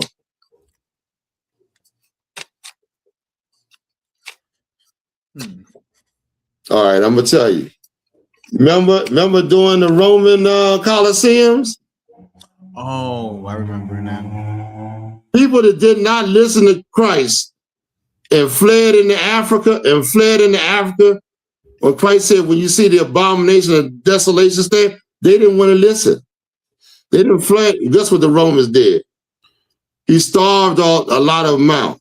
He took a lot of them into the Colosseums to fight animals. Right. That's what happened. That's your history, black man, Hispanic man, Native American Indian man. Then over here in slavery, when you was picking cotton, of course, you had all kind of beasts that you had to deal with in that situation. Right. You understand? Read on. Yes, sir. We got one. Snakes biting you and all. Remember even I ain't gonna go in that far back though, but go ahead. You got somebody else saying something? Yes, sir. Please. George Sanders says, fed us to pigs. Man, absolutely. A lot of people don't know that's what white people did. You know what I mean? All right, give me some more. Yes, sir. I will also send the teeth of beasts upon them and the poison of serpents of the dust. Poison of serpents upon the dust. We got bit. We was in the coming out of what's name? Coming out of what's name? Remember the Lord had to put Lord told Moses to put the serpent on the stick. On the stick, and whoever will look up at it will get. I don't know if y'all know that or not. Okay. Yeah, and the serpents of the dust. Read on. Yes, sir. Verse 25. The sword without and terror within. What does that mean? Anybody, quick. The sword without and terror within. Go ahead, Abide, quickly. The sword without, it will be our enemies, like laying hands with us using weapons of sorts, like guns or whatever. But the terror within will be like stress. No. Oh, it's like no, that's all right. You think that's good mean. That's what I want. Terror within, if it does cause stress, well, what does that mean? Anybody online taking a stab? Well, go ahead and give it to you. When you go outside your nation, you're gonna catch it. You're gonna get killed. You're gonna get killed inside your nation too. Okay. You're gonna catch it going out. A lot of people think they can escape the curses. You can't escape God's curses. You can run as fast as you can. But you're gonna ask Michael Jordan, ask all the people that suffered from the curses, thinking that they're gonna go out and live good with their enemies. They caught it. His father got killed. So many others. You're going to catch it going out, and you're going to catch it in here, too. Read on. We did eventually get a response just now, sir. Go ahead. No, this is from George Sanders. No military, no defense. Well, that's not quite it, but I see where you're going with that, though. But go ahead, read on. Give me some more. Shall destroy both the young man and the virgin, the suckling. A virgin means a young woman. So y'all both gonna get it. And you see that happening all the time. My goodness, do I have to go and show you where young people are dying day in and day out? God said it's going to happen. And God said, read on. The suckling also with the man of gray hairs. From the young to the old, keep going. Verse 26. Quickly. Yes, sir. I said, I will scatter them into the corners. I said, God's repeating what he said he was going to do. I said I was going to do this to you. Read on. I would make the remembrance of them to cease from among men. You call yourself African American. What the hell is that? Name of two white men. Two white men. I said I want to make their names cease from amongst men. If you look up, if you want to see what Israel is, you ain't gonna be able to find them on the face of the earth. You'll be able to see African American. That could be an African coming over here in America. You know what I mean? Your name has ceased from being from amongst men, man. You don't even want to even identify who the hell you was. God telling you who you was, and you act like they don't mean shit. Read on. Verse 27. Were it not that I fear the wrath of the enemy, lest their adversaries should behave themselves strangely. What's that? Go ahead. Go ahead, read on. Read on. What time? Unless they should say, our hand is high, and the Lord have not done all this. The Lord said, keep going. The Lord ain't going to allow your enemy going to be proud and be like, where is their God? Their God ain't nowhere. And this reason why is because we didn't turn our back on our God, on our power. Read on. Quick. Verse 28. For they are a nation void of counsel, neither is there any understanding in them. So now, okay, I think that's it. Is that it? There's another verse, but okay, go ahead. So now the Lord is saying, you don't want no counsel. You don't want to understand what the hell is going on. You look at them brothers that's trying to teach you in these classes, and you don't want to understand. You think you want to do it your way. God said in one verse, I'm gonna laugh at your calamity. When you want to do it your way. Oh, so when things come to you, when things hit you, don't come looking for me. Go ahead, give me the last one, and that's it. Can we give 32, sir? Just come on, quickly. There's a lot of meat in this, right? And this is talking about hell. This is talking about hell. You can see as you review this that it's happening right here on the earth. So what the hell are they talking about in the Christian church? You going to hell. You in hell. When you die, your spirit go to the Lord pronounces judgment, and you come right back on this earth to walk that whatever the Lord pronounced on you. What the hell's wrong with you, man? You couldn't have your brothers explain that to you? You rather some white man tell you some lie. Go ahead, Abba, quickly. We got to move on. Verse 29. Oh, that they were wise, that they understood this. Where's the one where you said you wanted to read? 32 or something? Verse 30, sir. 30, read it real quick. Verse 30. How should one chase 1,000 or two put 10,000 to flight, except their rock had sold them and the Lord has shut them up? You know what I mean? So go to the next story. We falling behind. I got to go to this topic too. Yes, sir. Kabaka. The next story is Taraji B. Henson, sir. Sorry. Listen to what this. Now I used to like Taraji until she made this statement. She didn't turn me against her behind. I used to like her little shows. You know what I mean? He was coming out of DC, and she done made it in Hollywood. She done went up there and got the little movies and all that stuff. Used to like her. Check this out. What'd she say? Taraji B. Henson. Gay men have always protected black women more than straight men. You see what she said? Gay men have always protected black. I think it's this Hollywood thing, man. There's something in the water or something going on over there in Hollywood, man. Right. I think it's too many homosexual parties and, you know, all this and all that, where people just blindly just say what the comes out their mouth, man. You understand? It's an all-out attack on blacks, Latinos, and Native Americans in this day. You understand?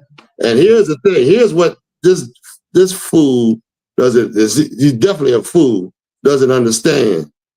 Oh, I wish I'd have saved the video where that sister said, where my hardcore niggas at? She said, where my rough men at? She said, we need the rough men. Man, let me tell you what she don't understand, man.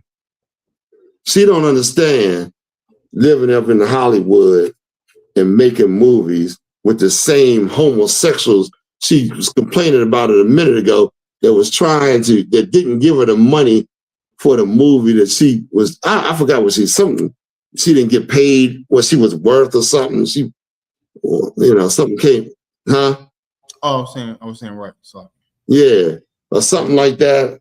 I don't really, understand, but yeah, that you don't realize you backing you going up against the Lord, man.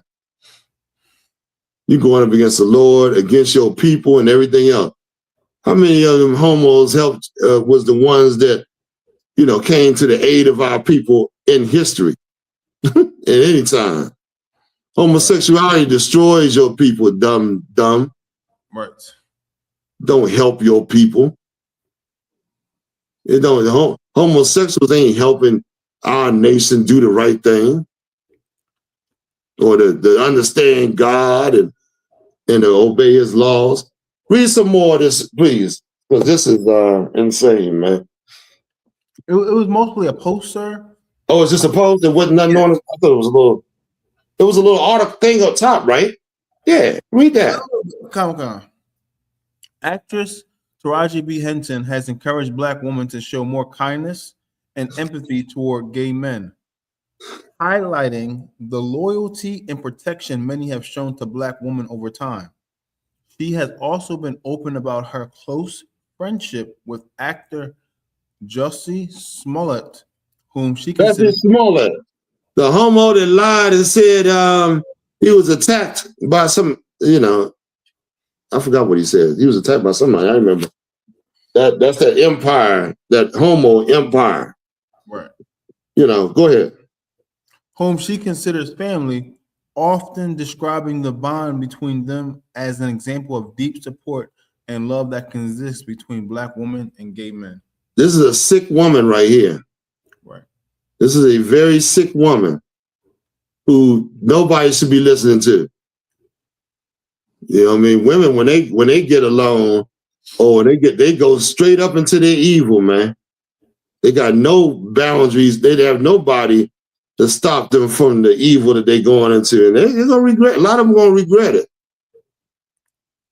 You know what I mean? Go ahead. Next story, sir.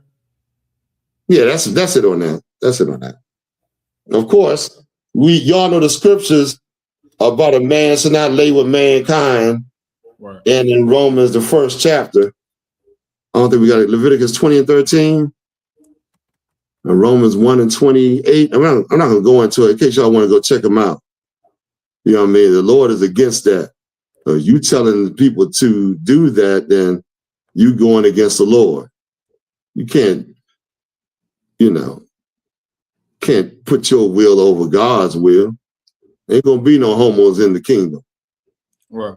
They're going to die right here, along with you women that love them. Go ahead, please.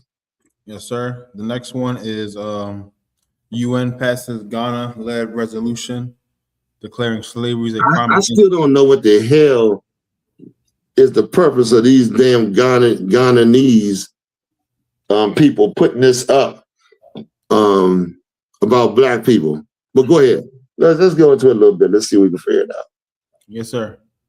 UN passes Ghana-led resolution declaring slavery a crime against humanity, calls for reparations. Hold on, wait. Is Ghana going to get reparations for our slavery? I don't understand. Why would Ghana take it to the United Nations? Give me the video. Yes, sir. I got the video right here, sir. I'm not understanding this. Maybe somebody can help me. I didn't read it, so maybe that may make a big difference. Let's go ahead with the video there. Yes, sir. Make it bigger. Go. Playing it right now.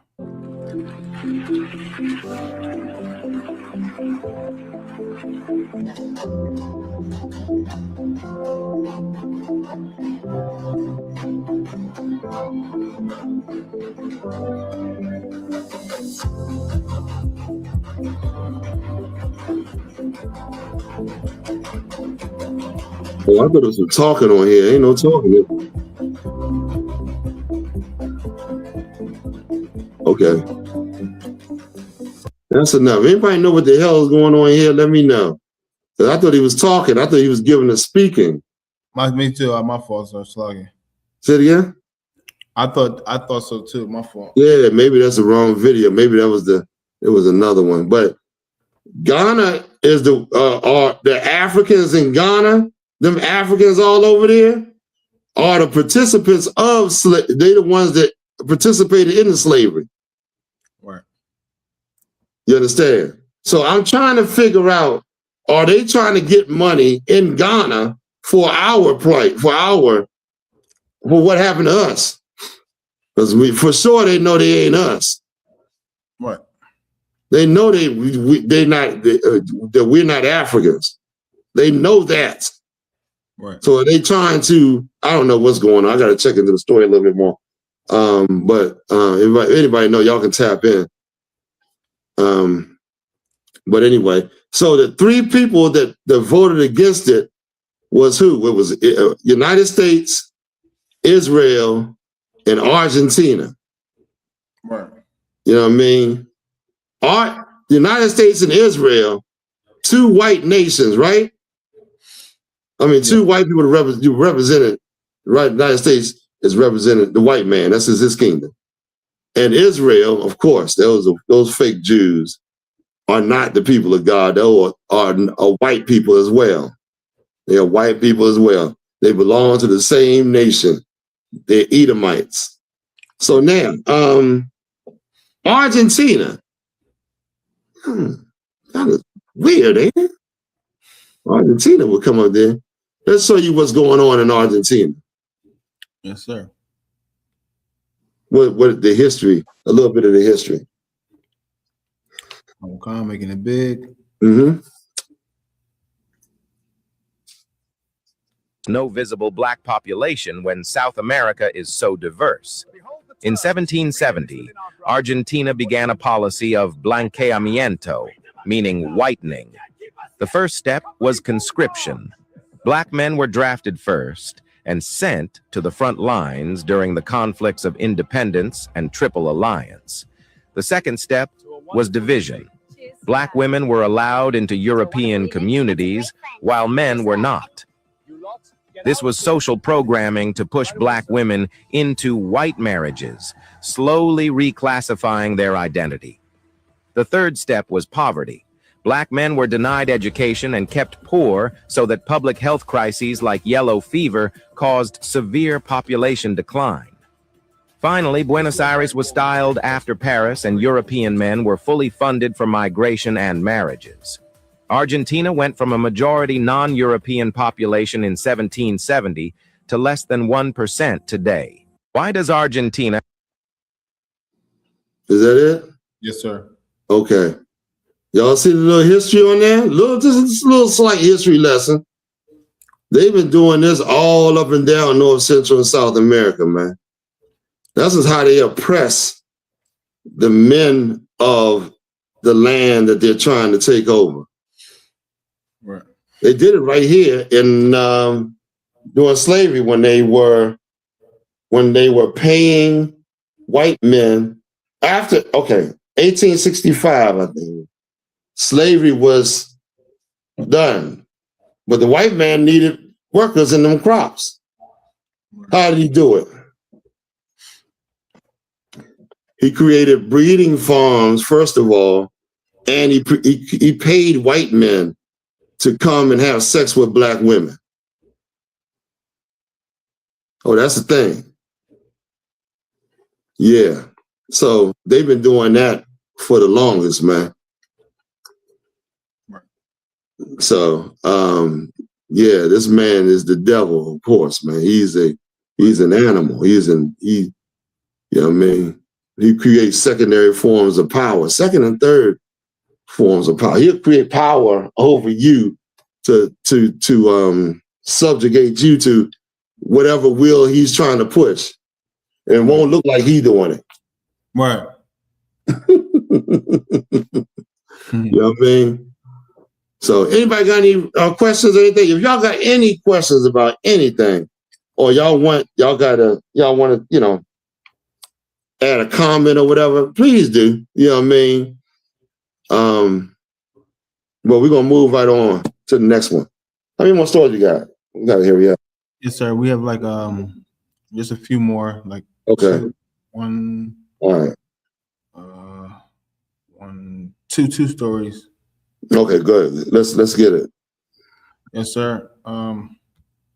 These stories is very good because it informs you. It informs you the nature of this beast, man. How he, you know, a lot of people are blind by the things that are happening in this earth, on this earth, you know, as to what. No, not this. Skip. Well, okay, we can go to this real quick. Go ahead, play it. It's just a post, sir. It just Trump orders the removal of slavery images and exhibits from all U.S. national parks. So now, for the white man to feel more proud and more, you know, not having to, they done voted against whatever the hell that was. I don't know what the hell that was. Them setting up, trying to set up reparations or whatever. Now, and now he can push his image, have everybody worship him and think he's God and he's the savior on the earth. Can't do that with you plaguing him with this slavery thing. Can't do that then. So I got to remove this so that everybody can, you know, worship me like they should. This man is he's smart in what he's doing, but he's still a dummy. Still a dummy. You know what I mean? Meaning, if I was a white man, I wouldn't want this. This hurts my image when I'm trying to put an image out of me being holy and, you know, righteous and all the other good things the white people want you to think about them as. I got to remove these things. So go ahead. Yes, sir. The next one is the ICE. Oh, you want the article? Oh, yeah. Let's get to this one, man. Y'all, you put this one all the way at the bottom. Listen. This is ridiculous right here. Let's read a little bit of the story. Give me the title. Yes, sir. A Maryland homeowner is accused of calling and aiding ICE to detain workers fixing her roof. Okay, go ahead. I thought it was that. Now a legal expert says she may have committed a felony. This devil hired, I think they're from Guatemala. I'm not sure if there was Mexicans or Guatemalans. I think it was Guatemalans I'm kind of leaning towards. But hired them to fix her roof. Got them all down there, and right before the job was finished, she called ICE on them. I guess to get out and try to pay them or whatever. This is the devil. This is the one. Go ahead, read a little bit more. We got the video, sir, if you want me to. But yeah, but read a little bit more of the story. Yes, sir. The men were on the roof when immigration agents arrived. In the first seconds of a live stream that has now been viewed millions of times, one of them can be heard in Spanish. The dang law came down on us. The damn law came down on us. He said, "Go ahead." They surrounded us. They surrounded us. They surrounded us. They surrounded us. Go ahead. By the end of the 30-minute video, the 6 Guatemalan workers had been detained.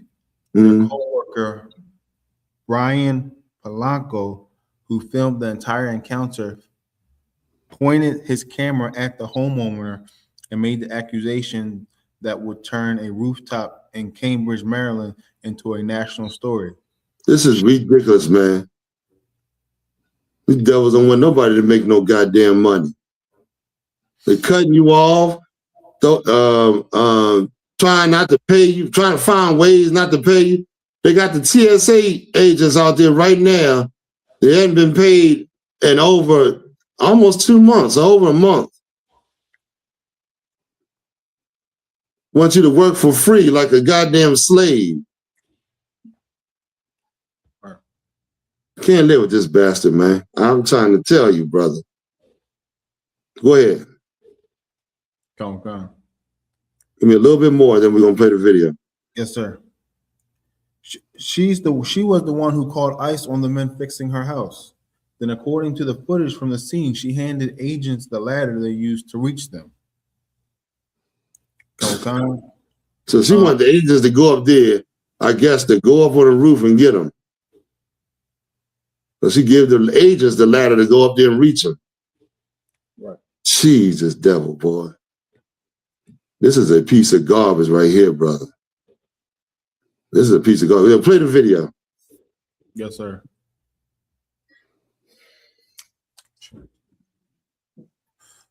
Okay.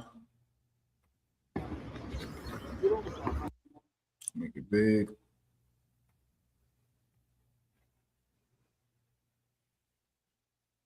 Okay, there we go.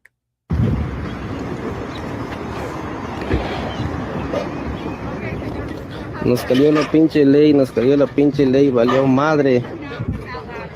Nos rodearon.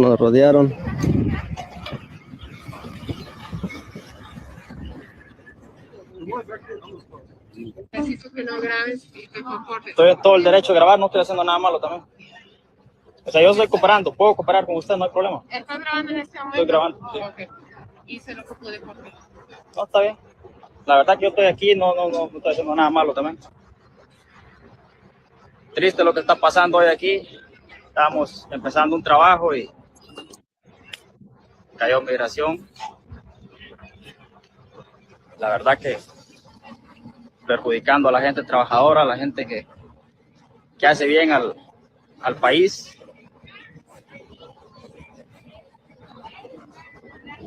Hijo de puta decepción, la verdad. Triste lo que hacen, en vez de andar buscando a la gente criminal en las calles, a los drogadictos. They didn't have the subtitles on, did it? No, it was the other one that had the subtitles on, not this one. Oh, okay. Es la misma mujer. Can you?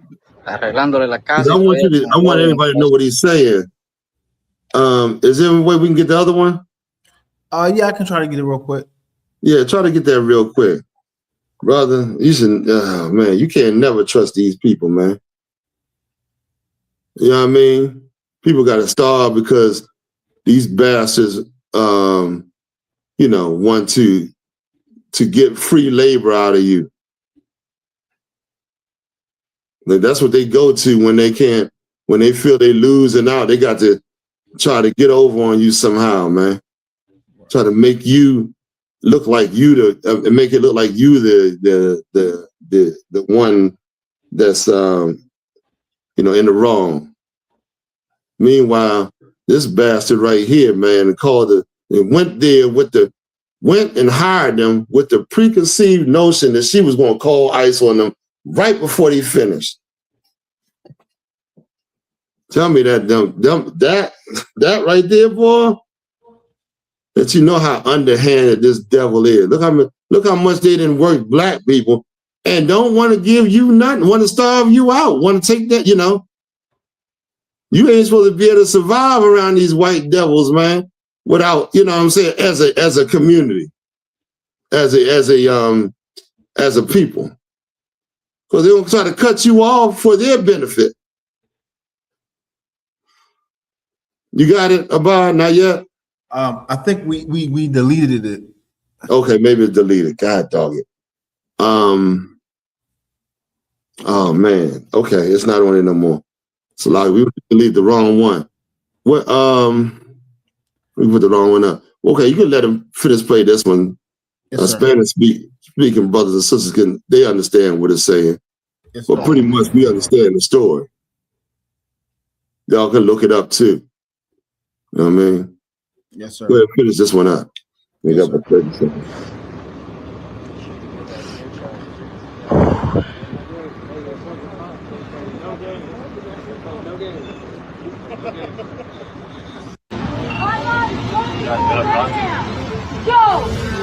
Get out of here! God bless America, bro! Piece of garbage. Bueno, los planes de Dios son estos y qué puede hacer uno. Ya venir a arreglarle la casa a esta señora y que ella misma sea la que nos eche para atrás. Es triste, pero a la vez todo tiene su propósito.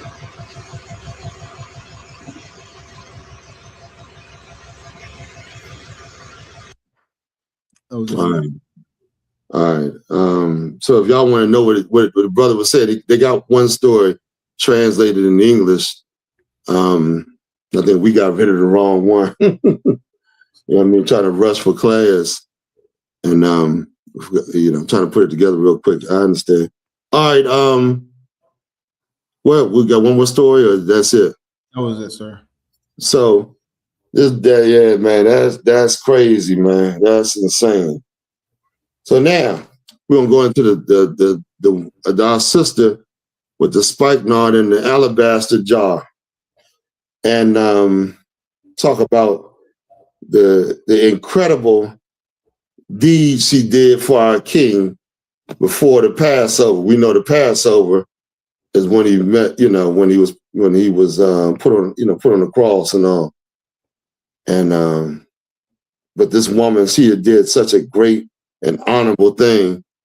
Christ said that when you talk about the Gospels, that she's going to be preached wherever the gospel, she's going to be mentioned wherever the gospel is preached, because of the story what she done was so heavy. You understand? Give me Mark 14:1.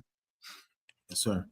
Now it's mentioned in here Matthew, Mark, Luke, and John. And I'm gonna go in a lot of the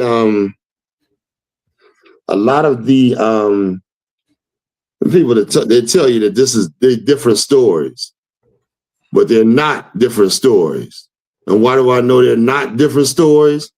Because the Lord said, wherever the gospel is preached, this story is going to be mentioned. And all four of the gospels record this story, because Christ said, wherever the gospel is preached, that this story is going to be mentioned. And you understand? But Matthew and Mark kind of go explain it, they kind of like both in unison. You know what I mean? They both explain it kind of like the same way. Luke explains it in a whole different way. So a lot of people think because Luke explained it different, that this is a different account of the story. But that's not what it's talking about at all. Are you holding something to buy? Yes, sir. What are you holding? Where she will be remembered, wherever the gospel is preached. Yeah, give me that for me real quick. Come on. This is the book of Matthew, chapter 26 and verse 13. Verily I say unto you, wheresoever this gospel shall be preached in the whole world, there shall also that this woman have done be told for a memorial of her. That's what lets me know that all four accounts are the same. because they're all talking about this woman and what she did in before the Passover. You understand? Let's go to the. Did you get Mark 14? Yes, sir. This is the book of Mark, chapter 14, verse. And hold on before you read it. Yes, sir. So the accounts are, there are 4 accounts. I was saying Luke explained it in a whole different type of way, and I want to kind of go into that a little bit, because Luke, give me Luke 7 and start where it said around 36. Yes, sir. Maybe like 33 or something like that. Start around 33. Let's go, and I'm going to show you why. Luke is basically explaining why it was important that Christ hung around sinners and people that weren't looked at as good people and all that. And Luke is, let me see if I can get the scripture and show you a little bit as I'm telling you. Come on. This is the book of Luke. Hold on, let me see. Where are you? For John, and go up like 2 verses. Yes, sir. Where he said, there the children sitting in the market, and the Lord said,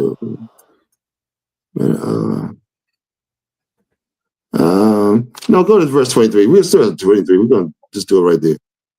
33 or 23? 32. 32. Come on. This is the book of Luke, chapter 7 and verse 32. They are like unto children sitting in the marketplace and calling one to another and saying, we have piped unto you, and ye have not danced. We have mourned to you, and ye have not wept. Keep going. So now, what is Christ saying? Like, you damn near are not feeling what we're saying. It's damn near like saying, okay, we played the song to you, and you had no response. You didn't dance. Like when you play a song, you might want to dance, tap your feet or whatever, sing along. You ain't do that. We played to you, and just like you had no emotion. Right. We mourn by telling you the evil things that had happened, or why are people that what's going on with our people, and you act like you don't even care. Right. You understand? Read on. Verse 33. For John the Baptist came neither eating bread nor drinking wine, and ye say he have a devil. And you said you saw John, because John was a man that separated himself from the society. John went in the wilderness. You understand? And so when people saw John, you was like, man, he ain't eating. Well, John ate locusts, right? Locusts and honey, the scriptures say. So this man, something wrong with him. He ain't doing nothing. When John came to you, you found a reason to accuse him of something wrong, which he didn't do, which he wasn't, he separated himself. You know what I mean? Read on. Verse 34. The Son of Man is come eating and drinking. Here come Christ. Christ sitting down, he eating, drinking with you. You know what I'm saying? Read on. And ye say, behold, a gluttonous man. You call him a glutton, and what else? And a wine bibber. And a wine bibber. You tried to make accusations against Christ that weren't true. See what I'm saying? No matter which way he comes, you find a reason not to listen, not to believe it, to stop your ears from the truth. Read on. Is that it? A friend of publicans and sinners. You say, Christ, our King, look at him. He's a friend of publicans and sinners. which was what Christ came. He said he came to save that which was lost. Right. He came to save the sin. He was around people that society viewed was not worth their attention or whatever, you know. Right. The society looked down on, who was that? You and me. Why? Because why was he around sinners? So he could drop this truth on them, man. Right. So maybe some fruit will come up out of there. Read on. Verse 35. But wisdom is justified of all her children. But wisdom, what does that mean? Somebody please give me this. Now, out of all, and I should have started a little further, but out of everything I said, it said wisdom is justified of her children. What is that? What does that mean? I gave it to you a minute ago, but I don't know if you understood. Let me pull.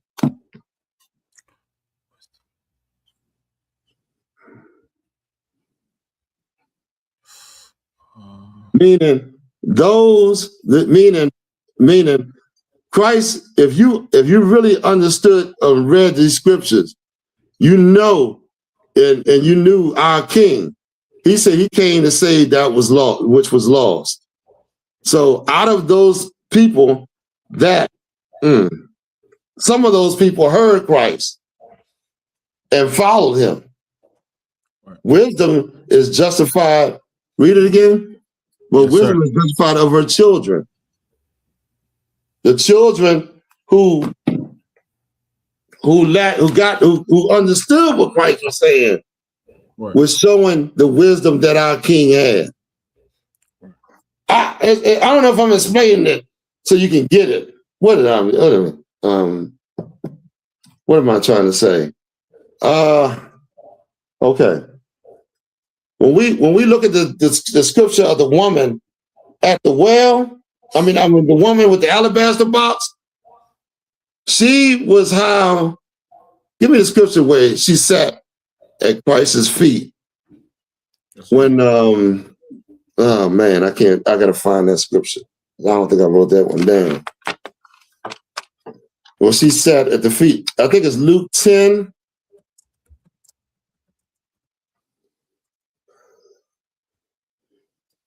Okay, let me give you a little backdrop. Let me give you a little backdrop.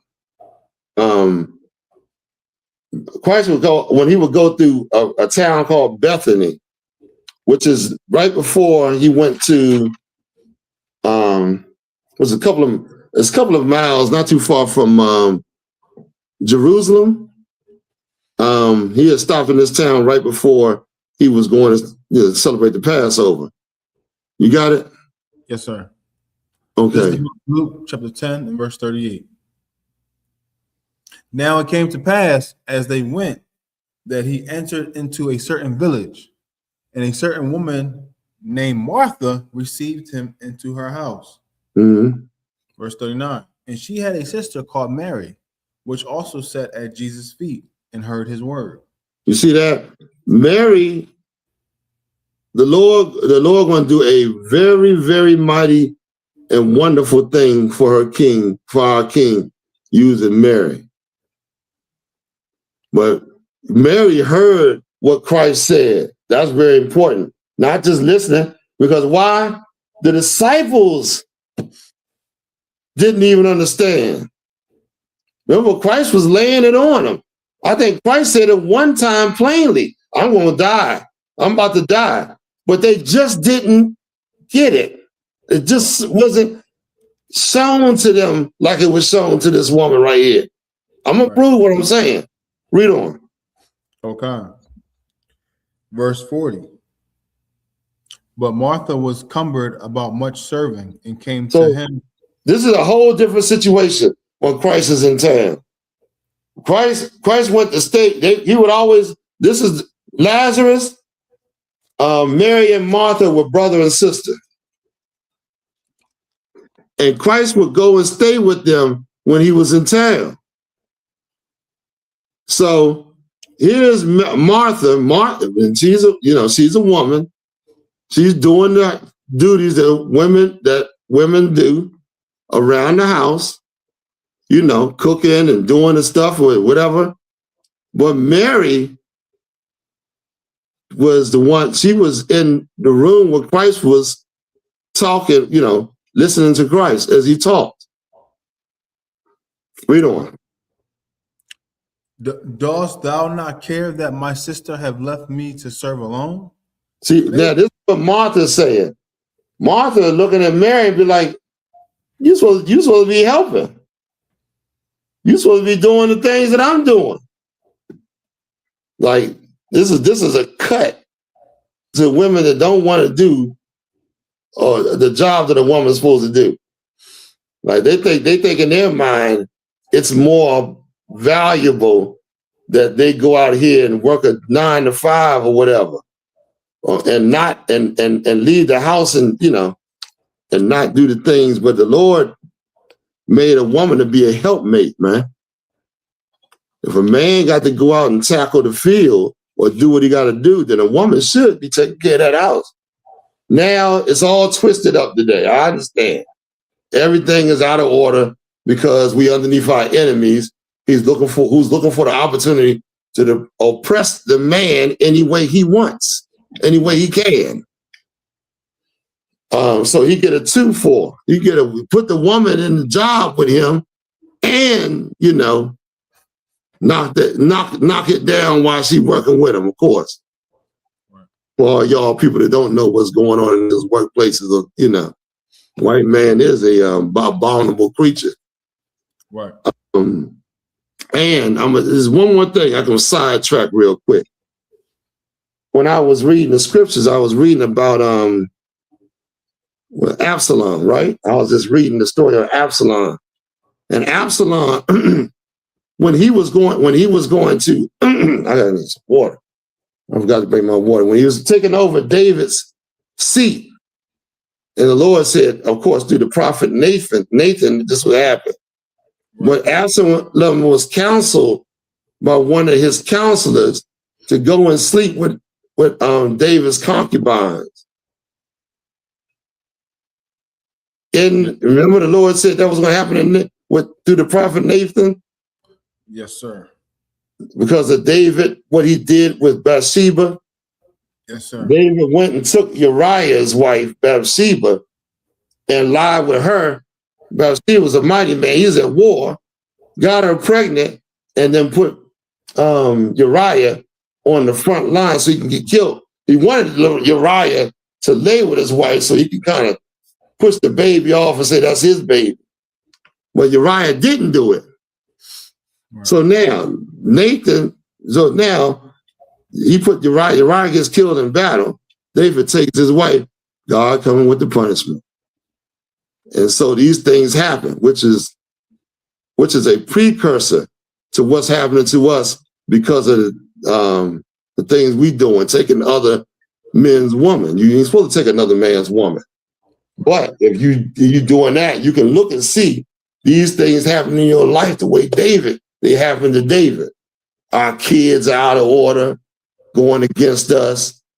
We being subject. David ran out the castle, said, crying, with barefoot and naked. I think it was naked. Barefoot and crying, running out the damn, what's the name? You understand? So I'm talking on, I'm rambling too much. Let me just go back to where we was at. I was just doing a little side check. So, So one thing to do is for the man to sleep with your woman to show his supremacy over you. That's what's taking place right now in this kingdom with the white man. And that's what took place with Uriah. I'll give you an example. Even Tupac did that with Biggie. Remember say, I took your woman? He was reading all them books about, Machiavelli and the 48 power and all that. Want advice on how to dethrone people and all that. Right. And basically what he's saying, you ain't king. Same thing was here in what Absalom did in the scripture. I'm rambling on. Go where we was at. Yes, sir. Bid her therefore that she help me. Verse 41. And Jesus answered and said unto her, Martha, Martha, thou art careful and troubled about many things. Mm-hmm. Verse 42. But one thing is needed, and Mary have chosen that good part.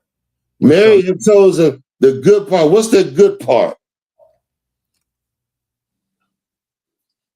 Following Christ. I didn't call on you, but yes. Oh, it's like, oh, my fault. Listening to his words. Listen to Christ's words and the truth. Meaning, there's a lot of things in this world to be worried about. But the number one thing you should have your ear to is this truth, man. Because this is what, this right here is what can save a person. All the things you worried about ain't got nothing to do with your salvation. It got something to do with worldly things.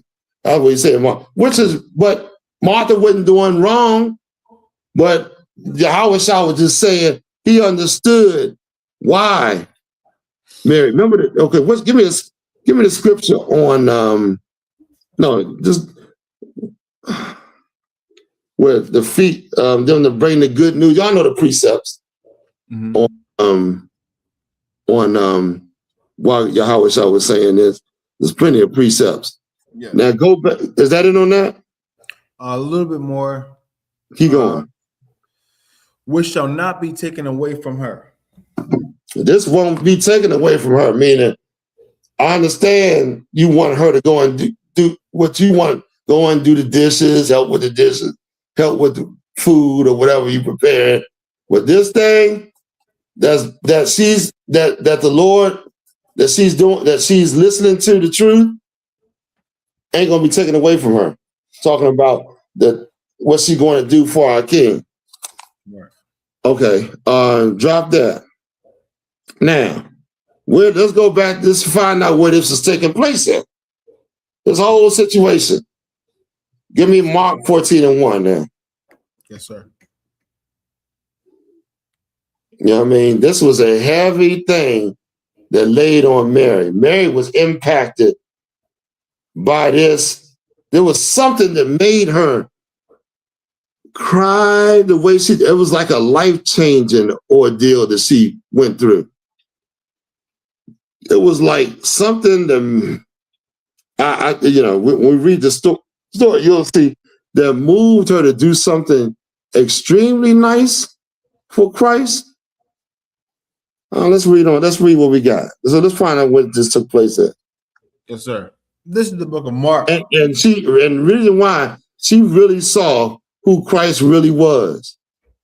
That's why it impacted her the way it did.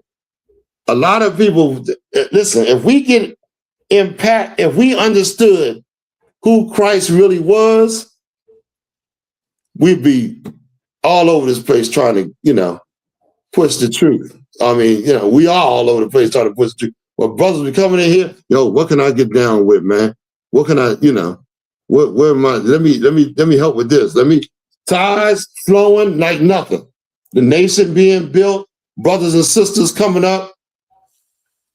If we understood who Christ was, it would move us in a way that the kingdom of heaven would be right, right at our doorstep.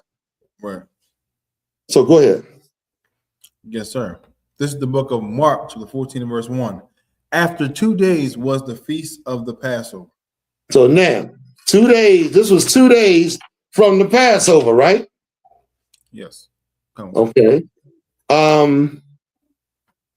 In what was that, Mark? In Matthew, I think it says it was 2 days as well. But in Luke, I think it was John 12. Hold that. We're gonna come back. Go to John 12 real quick. I ain't got my abide, so in John 12, it says 6 days before the Passover. In the Muslims' little book of what you call that? Of Bible contradictions. They got a book of Bible contradictions. This is one of them. Read John 12, where it says six, they say 12 and 1 says 6 days before the Passover. Then Jesus, 6 days before the Passover, came to Bethany.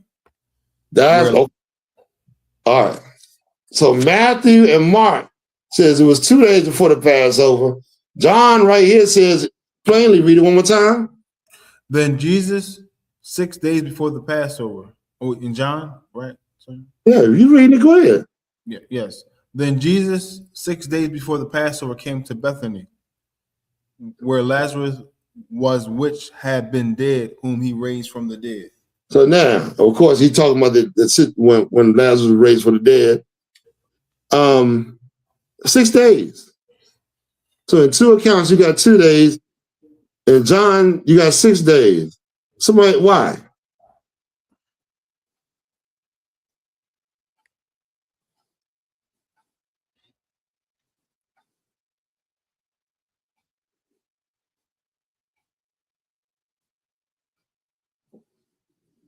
Anybody? I'm going to give y'all another couple of seconds, and I'm going to tell you what time's sake. Okay, let that marinate for a minute. Yes, sir. All right. Now, also, I want to point out this: in Matthew, Mark, and John, this is towards the end of towards before YAHANNA goes to the Passover or whatever. It's in order, but in Luke, it is not. Luke is like the lamentation of Israel. It's like him. He's talking about where I weep. Jerusalem, Jerusalem, Jerusalem. Like it's like a lamentation. So he puts it further in front of the book, not at the end, like the other writers did, but further where you would think that it's talking about, and you could be convinced it's not talking about this situation when it is. I don't know if I'm relaying it right to you. I don't know how to break it down so you can understand. Luke is not putting it in order like Matthew, Mark, and John. So when you read up, we just read to you where he said, I pipe, but if you read up above that, you'll see what Luke was talking about. Jerusalem, Jerusalem. When he's saying, I would have gathered you and all that. Go ahead, Abba. You had a question? We have some responses online, sir. Okay, please. Trooper Shakat said John had eyes on him more. John, okay, but what I'm trying to get you to understand is in Luke was trying to basically reinforce a point instead of worrying about the timeline. Right. It was YAHANNA lamenting over Israel. Lamenting mean he was like, give me the part where it says, oh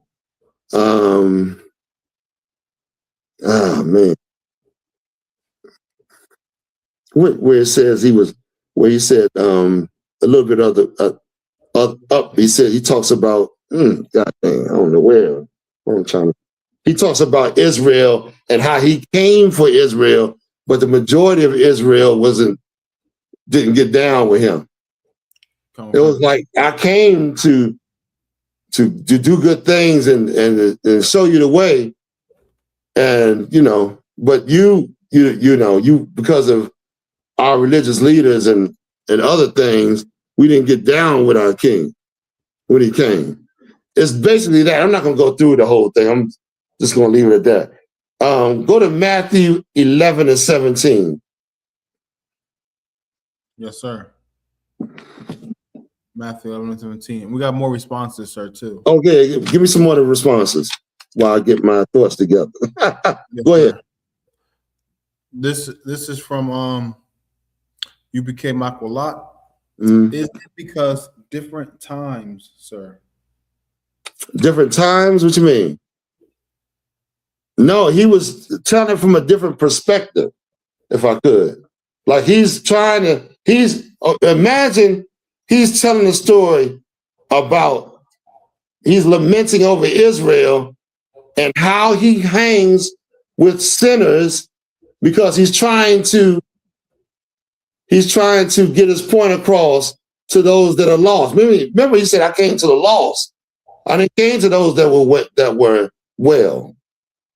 So and what he's saying is, in his lamenting, the Spirit telling Luke to point out this woman. Get this woman right here is an example of one of those that was lost, and now she's repenting. Now Yahweh, she's like it's hard this one. She's like the proof that what Christ came, the wisdom, like they said, the wisdom, so if the proof of what I'm paraphrasing, what we just read, here's the proof of this woman. Pretty much. So go ahead, read what we got. Yes, sir. And we have one more response, sir, if you want it right now. Yeah, please. This is from Yashar Banaf. Many witnesses. Many witnesses? Yes, sir. Right. There you go.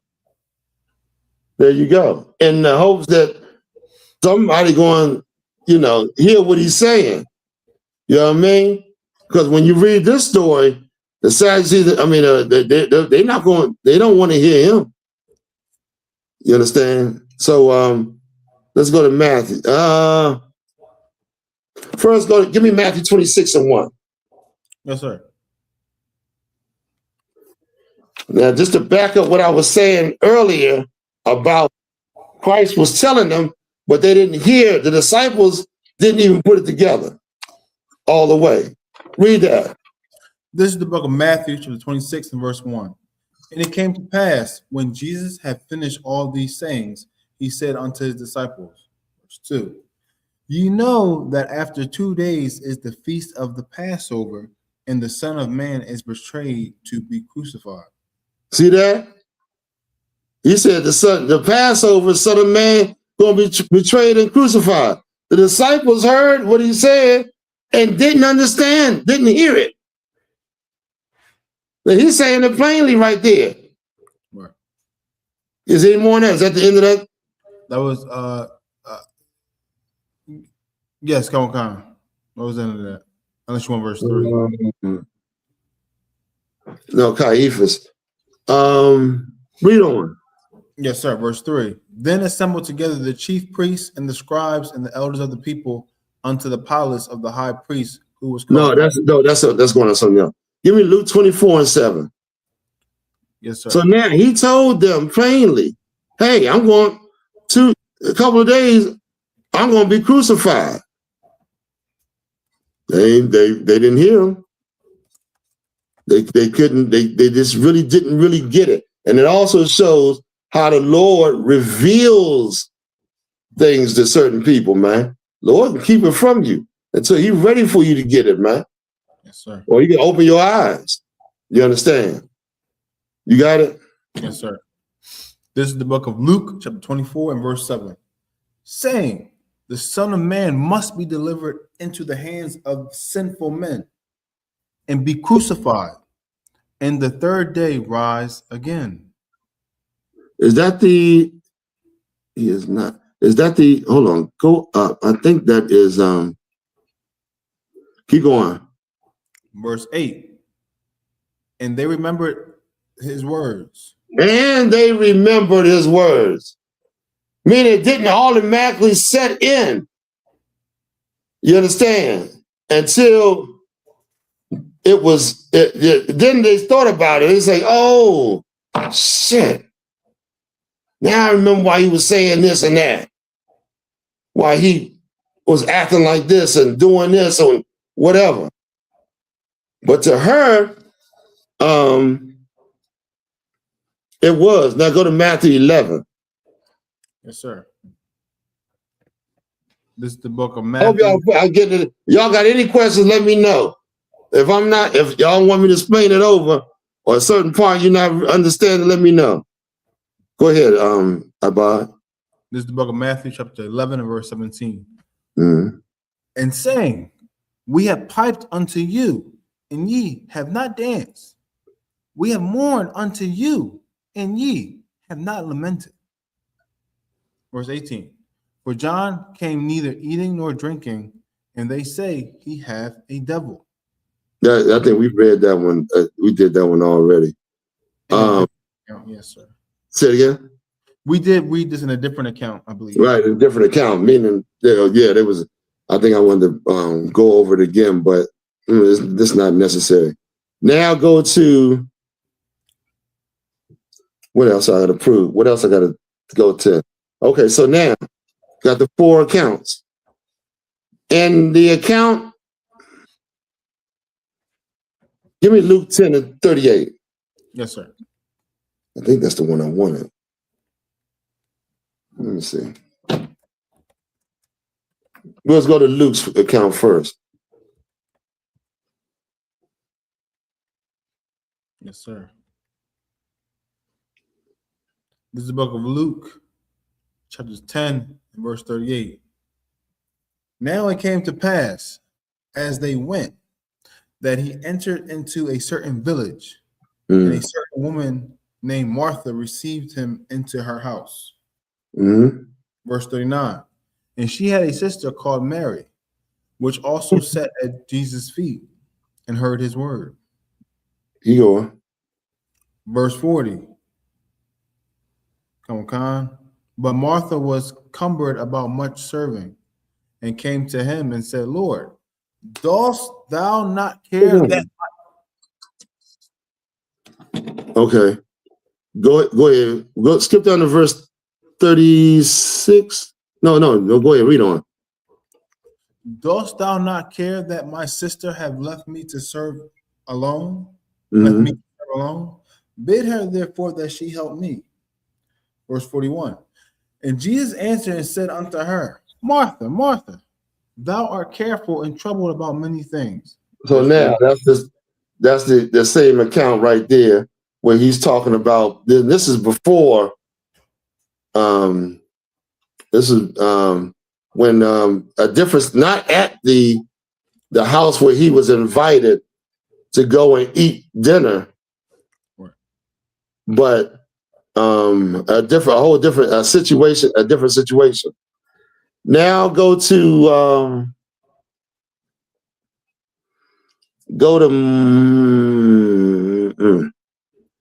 where. Give me the one where it says in where is it at?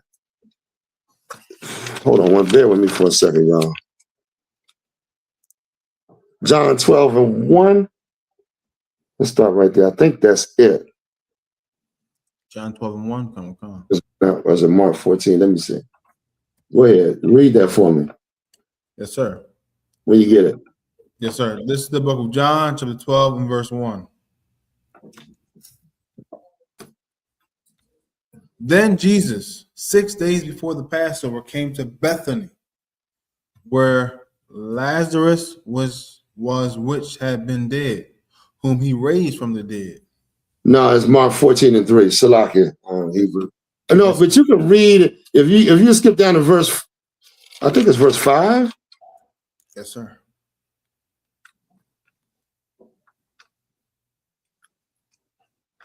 Verse 5. Why was not this ointment sold for 300 pence?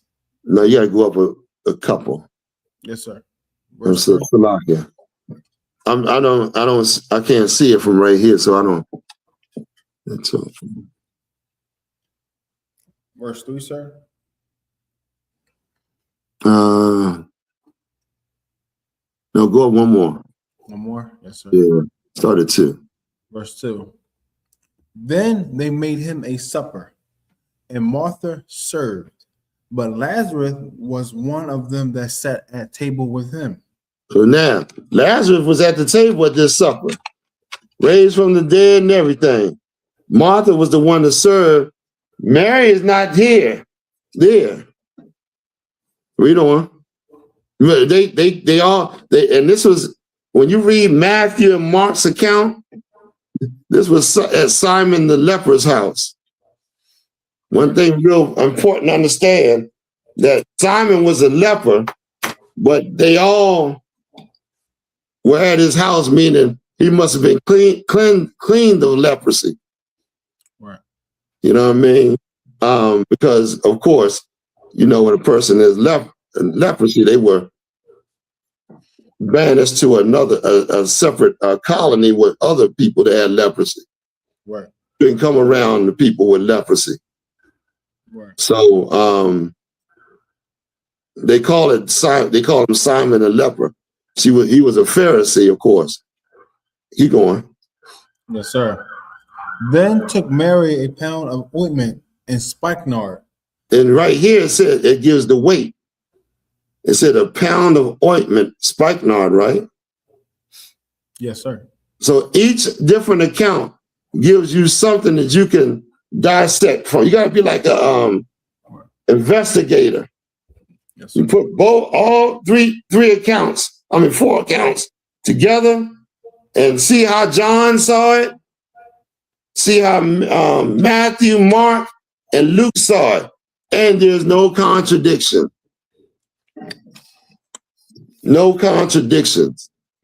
It's just how different people saw different things. Right. Go ahead. Yes, sir.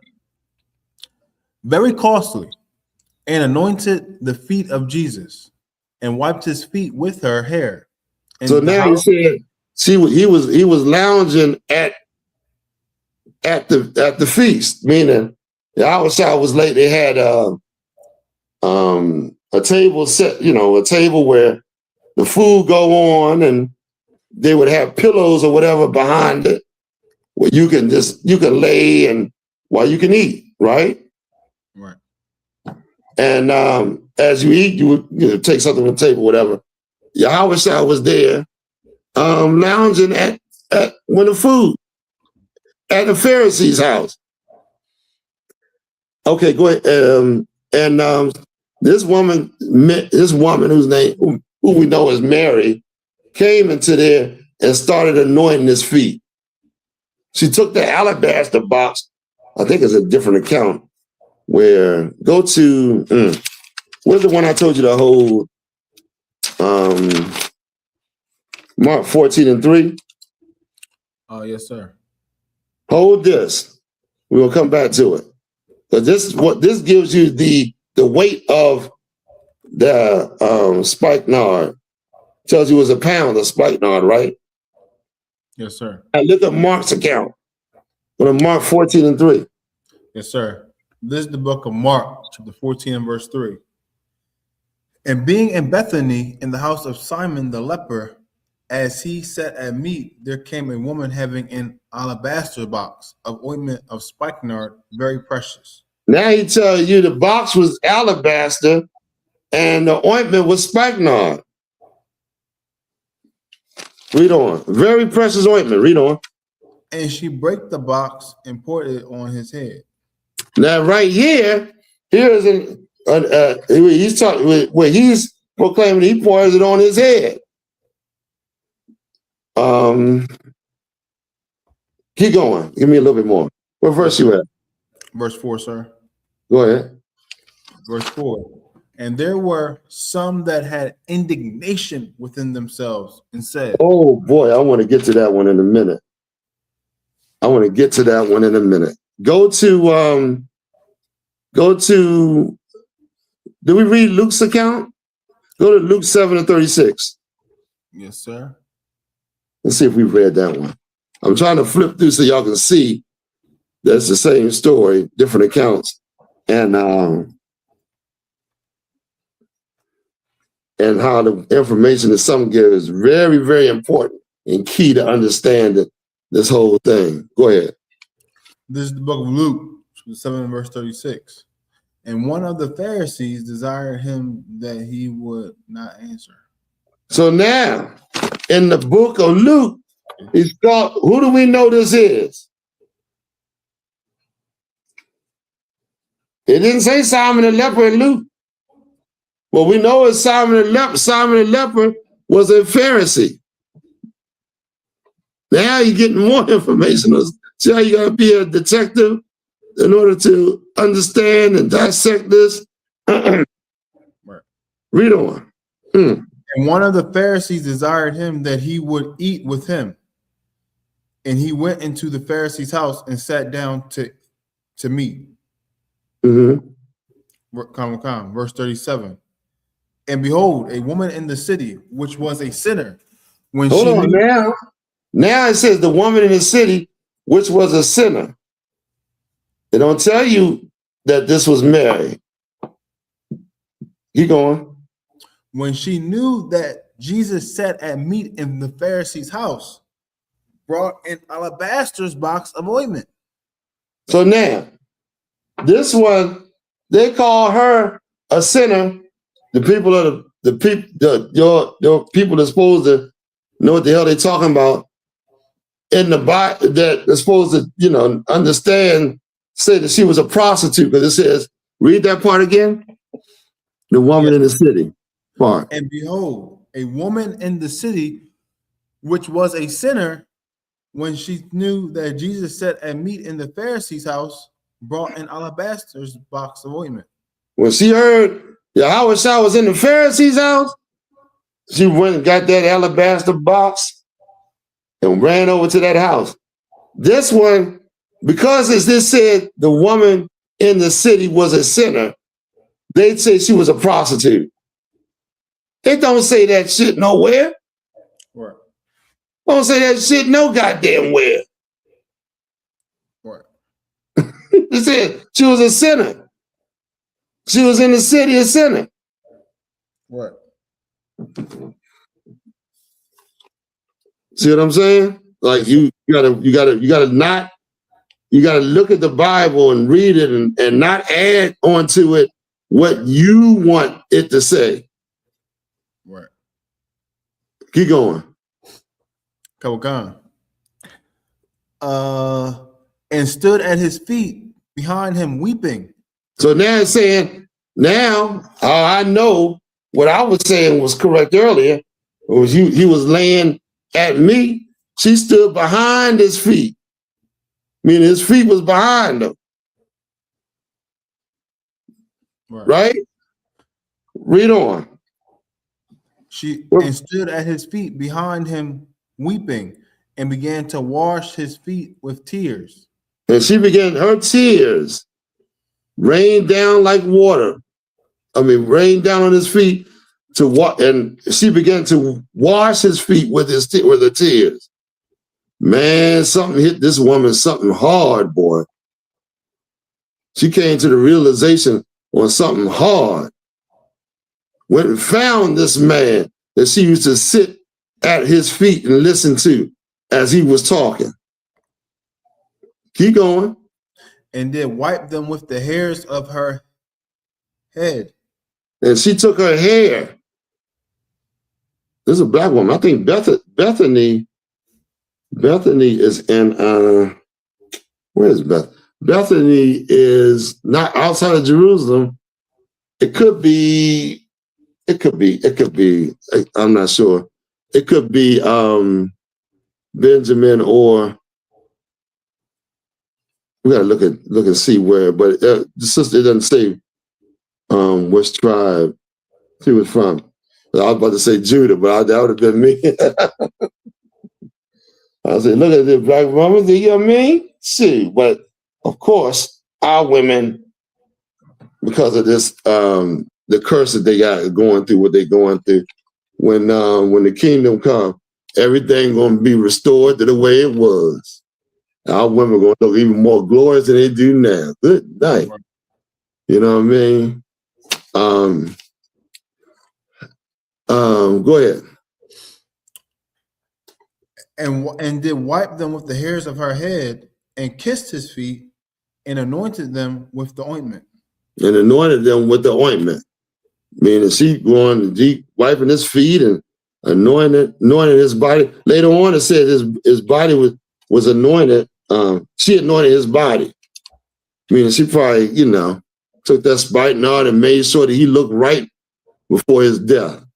Did his hair, maybe braided his hair up. Right. You know what I mean? Made sure his beard was rocking and nice and oiled up and tight. You know what I'm saying? Maybe got his L. When I remember I'm gonna tell y'all a story about I was a young boy now, but I can laugh at it now. My mother, she used to put the what's name in my hair and go all over my goddamn face with a gunk of goddamn I felt like I was greasy as hell. Now like damn, wiping that stuff off, man. She used to go overboard. But she's worshiping him through her tears. She's worshiping. She took this jar that was worth a lot of money. Said a year's worth of wages. I mean, shoot, that thing was worth some money. A year's worth of wages. You know what I mean? It's a year's worth of wages. 50, 60 grand here, maybe more. You know what I mean? It said in one account, it said 300. It said 300 denarii. Like one denarii was like a day's wage, and I think this was like it's like 300 denarii, something like that. Yeah, you can do the math on your own when you look at the story and figure, kind of roundabout. But this was some very, very costly oil that I'm trying to bring it to the head, that she sacrificed because of the great deed that was done to her. Right. Read on some more. We'll get into it a little bit more. Yes, sir. Verse 38.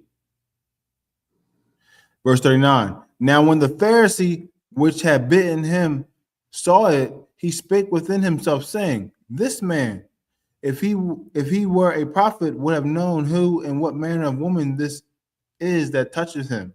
For stop right there. He said this within himself. He said, this man, if he'd have known what kind of woman this was that's touching him, if he was a prophet, he would have known what kind of woman this was that was touching him. What was in his mind?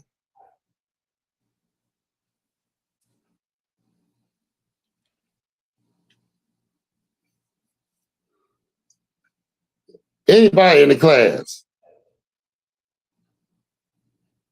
Why? What? Go ahead. Is it the money, sir? The lust for the money? No, I'm gonna get to that in a minute, though. But no. Why would it be lust for the money when she said, when he thinking, if this woman would have known if this man would have known if he was a prophet, he would have known what kind of woman that was touching him. What does that got to do with money?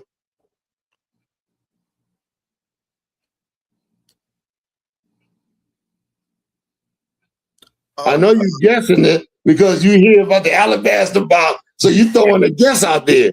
But you got to remember what you reading. Yes, sir. What's he thinking? We got a response online, sir. Please. Trooper Shakat said the Roman doctrine got him. What you mean the Roman doctrine got him? I'm kind of curious on why you say that.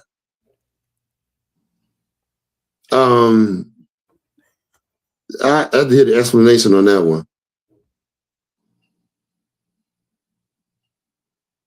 Okay, I'm gonna give it. Y'all don't know what he.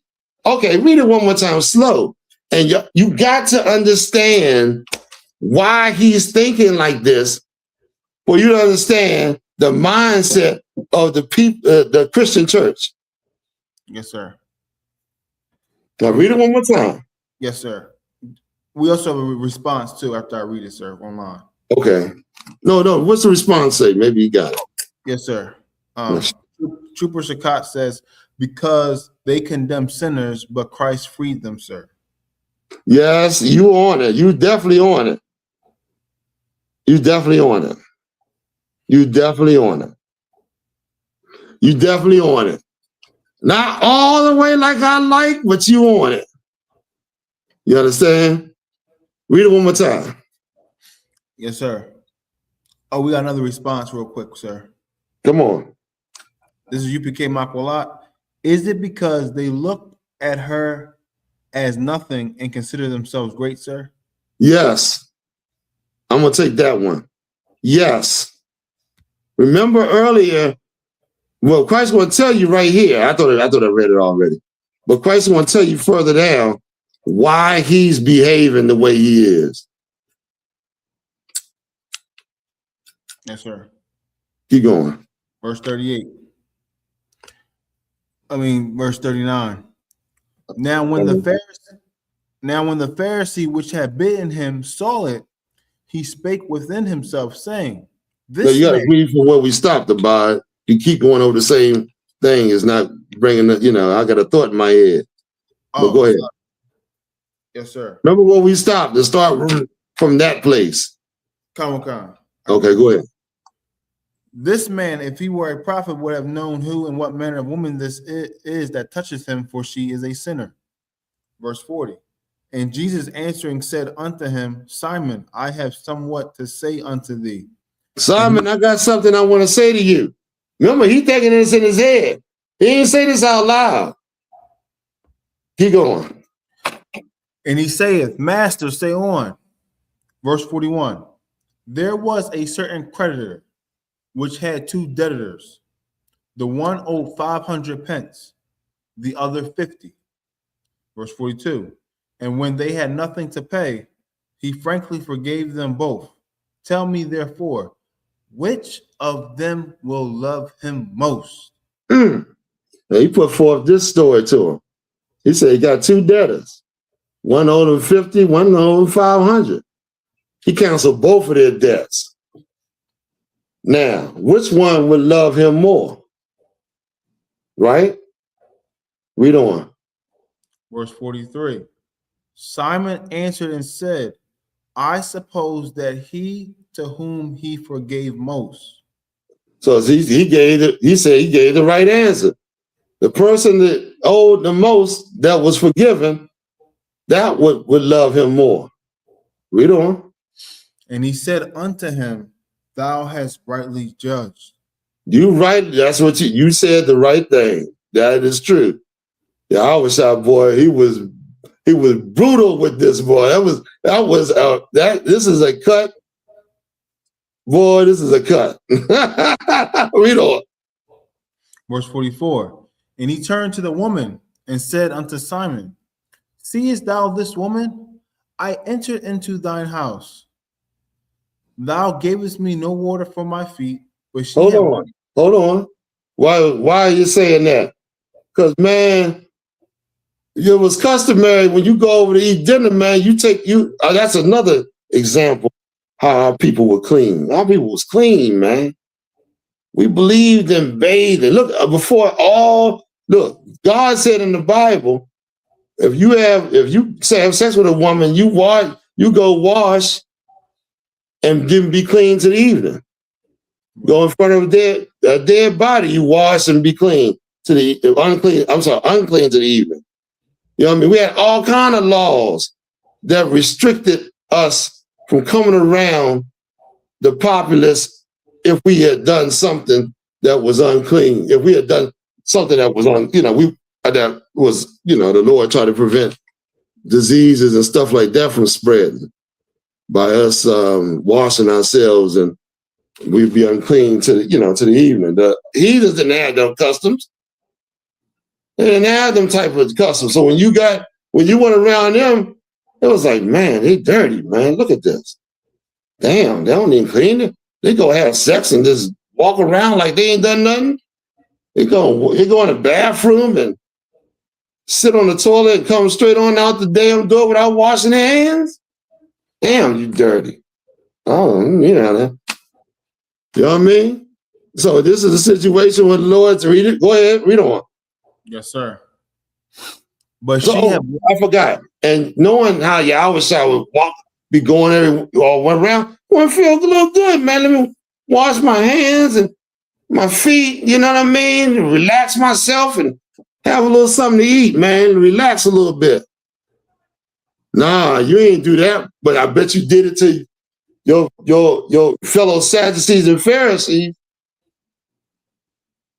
Because remember, they was there too.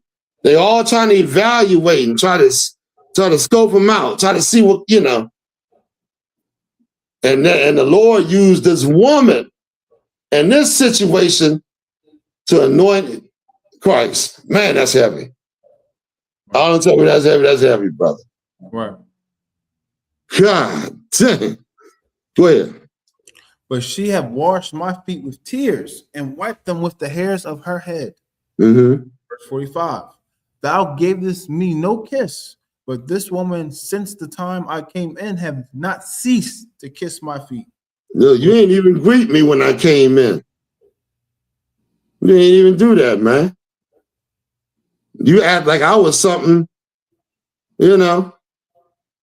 And y'all, and this is exactly how they act towards. Imagine you go in one of them preachers' house. They invite you. They act like they, you know, you are the. Oh, don't sit there. Sit over here. And you can, you know what I mean. Treat you wholly different than they would treat one of their fellow, you know, comrades or whatever. That's why, that's why, in the scriptures say, don't treat a man better just because he got a diamond ring or got good clothes on. Right. Because you being impartial in your mind. You understand? Go ahead. Yes, sir.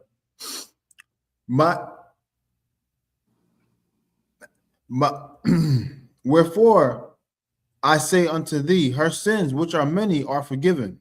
Her sins, which are many, are forgiven her. She owed a bigger debt. She had way more. She had a lot of sins. But read on. But here's the thing. He didn't believe he needed forgiveness of sins. That's why the Lord said, you don't love like the person that owed that greater debt love, man. Because now, for a person that owes so much to get forgiven, man, they're going to be so thankful. They're going to be so thankful, man. Go ahead. Where verse you at? Verse 47, sir. Go to verse 50. We're going to go back. Go stop. Go ahead. For she loved much, but to whom little is forgiven, the same love little. Verse 48. And he said unto her, thy sins are forgiven. Okay, stop right there. Go to Matthew 6. Let me see. Is this the one I want? Because I'm trying to go through the different accounts. One of them said that, I think it was John. John, where what's the name? That held the money bag. Judas. Oh, come. Judas. It's in between John 12, somewhere 1 through 8. Okay.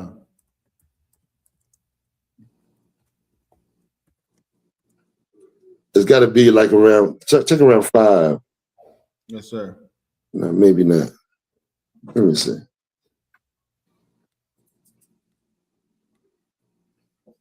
Just read where it says where the woman she came in and started doing. I don't know if this is the ones he did it. He talked about her head, his head being anointed. Yes, sir. Read around that part. This is the book of John, chapter 12 and verse 3. Then took Mary a pound of ointment of spikenard, very costly, and anointed the feet of Jesus, and wiped his feet with her hair, and the house was filled with the odor of the ointment. Well, verse 4. Then saith one of his disciples, Judas Iscariot, Simon's son, which should betray him. Verse 5. Why was not Judas Iscariot was what? Simon's son. Simon's son. Now I had a picture coming in a little bit closer. This is an amazing story right here, boy. Go ahead. Which should betray him. Verse 5. Why was not this ointment sold for 300 pence and given to the poor? Hold up. I don't want to go into that. Do I want to go into that now? See, now, Judas Okay, read on. I think it says whether he held the money. Read on. Verse 6. This he said, not that he cared for the poor, but because he was a thief. Now, yeah, go ahead. Sorry. And had the bag. And he kept the bag with the money in it, meaning he was the one that held the bag. So he's complaining about this being wasteful. There was another one though. I think it's in Mark 4. Mark 14 and 6. Let's try there. Yes, y'all bear with me because I'm trying to get something for a specific reason. I think this is it. Let me see. Yes, sir. I think it's 3. 3. Okay. This is the book of Mark, to the 14 verse 3. And being in Bethany in the house of Simon the leper, as he sat at meat, there came a woman having an alabaster box of ointment of spikenard, very precious. And she brake the box and poured it on his head. Keep going. Verse 4. And there were some that had indignation within themselves and said, why was this waste of ointment made? Verse 5. So now we know the person that had the indignation was Judas Iscariot. Very important for you to understand, because right after this, Judas runs out and makes an agreement with the Sadducees and Pharisees about, turning over Christ, our king. Go ahead. Verse 5. For it might have been sold for more than 300 pence and have been given to the poor. And they murmured. Now, Judas, this is Judas. Let me ask you a question. Okay. Why, how come they didn't say anything to this girl beforehand? They could have put her out. She came in the house. Why didn't Simon put her out? Oh. Let me get somebody in class. I got you about it. Let me see if anybody wants to take a stab at it.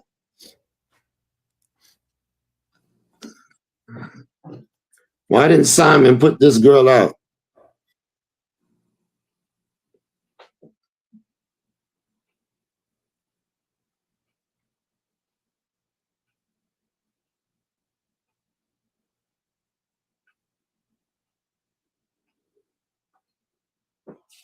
Anybody?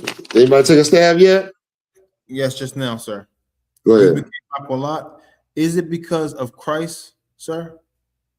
No. I mean, that was his house. She had to come in the house in order to, and of course the Sadducees and Pharisees sitting right there. Why didn't they put her out? Why didn't Judas put her out? All the people right there, the disciples, Judas could have been like, man, you don't belong in here. Y'all understand what I'm saying? Yes, sir. And now they're complaining. But they, of course, the Pharisee saw she was a sinner. So he said in his mind, this is a sinner. We're going to let a sinner come up in this house? We got a response, sir. Please. Fiery Furnace Finish says she was known by the men. No. She was known that she was a sinner, but that's not the reason. You got to know these goddamn wicked ass preachers.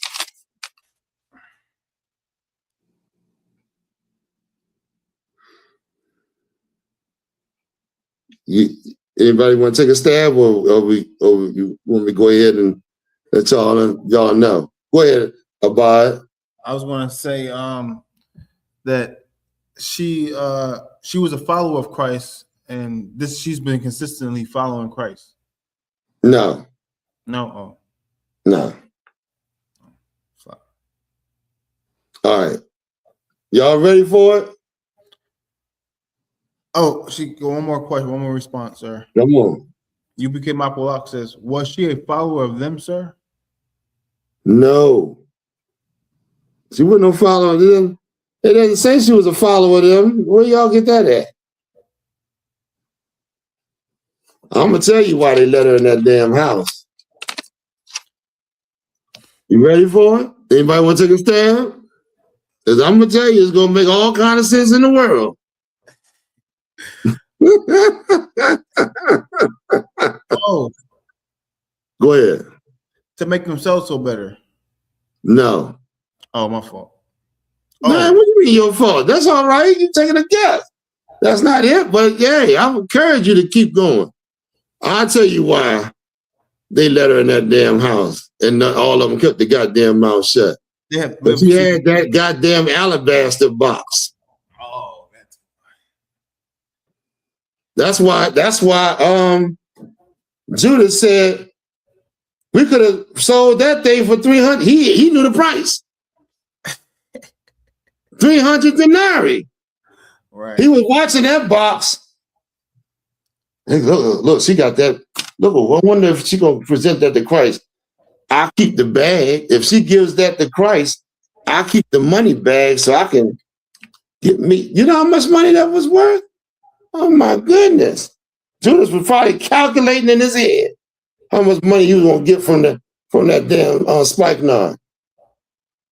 I keep the money bag. Ain't gonna know $5 grand missing if we go and get, if she get that to Christ. Also, Simon. Oh, I'm having a dinner. Maybe she's bringing me a gift. She could be bringing me a gift. Look at that. Oh man, that's nice right there. Meanwhile, he got his ass focused on that goddamn alabaster box until she broke it and put it on Christ. Now all of a sudden, God damn it, that could have been used for the poor. Who is this wicked woman? If he knew what kind of woman she was, he wouldn't have let her touch. He wouldn't let her touch him. Now all of a sudden, all the wicked. Before maybe I can get that. Maybe she's here to present me with a gift. You know. I see, sir. You know what I mean? Good. You know what I'm saying? Or why did you let her in? Right. You know what I'm saying? All right. Yeah. So go ahead. It does. I just peeped. It does say she's a woman having an alabaster box. So the box was in her possession the whole entire time. Yeah. So she knew. So they knew. They knew that was some. That shit was worth some money. Right. You know what I'm saying?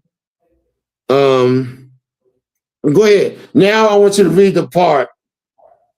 Where was I at? Where did we leave off at? Yes, sir. We are still in Mark chapter 14 and verse 5. Okay, keep going. For it might have been sold for more than 300 pence. He hungry for some money. Look at him. He counting it up in his head. That's why he said Judas was a thief and was steal from the money bag. And have been given to the poor. And they murmured against her. And now they murmured. Oh my goodness, my phone's shutting down. Oh, fuck. Hold on one second. God, talking. I got it plugged up too.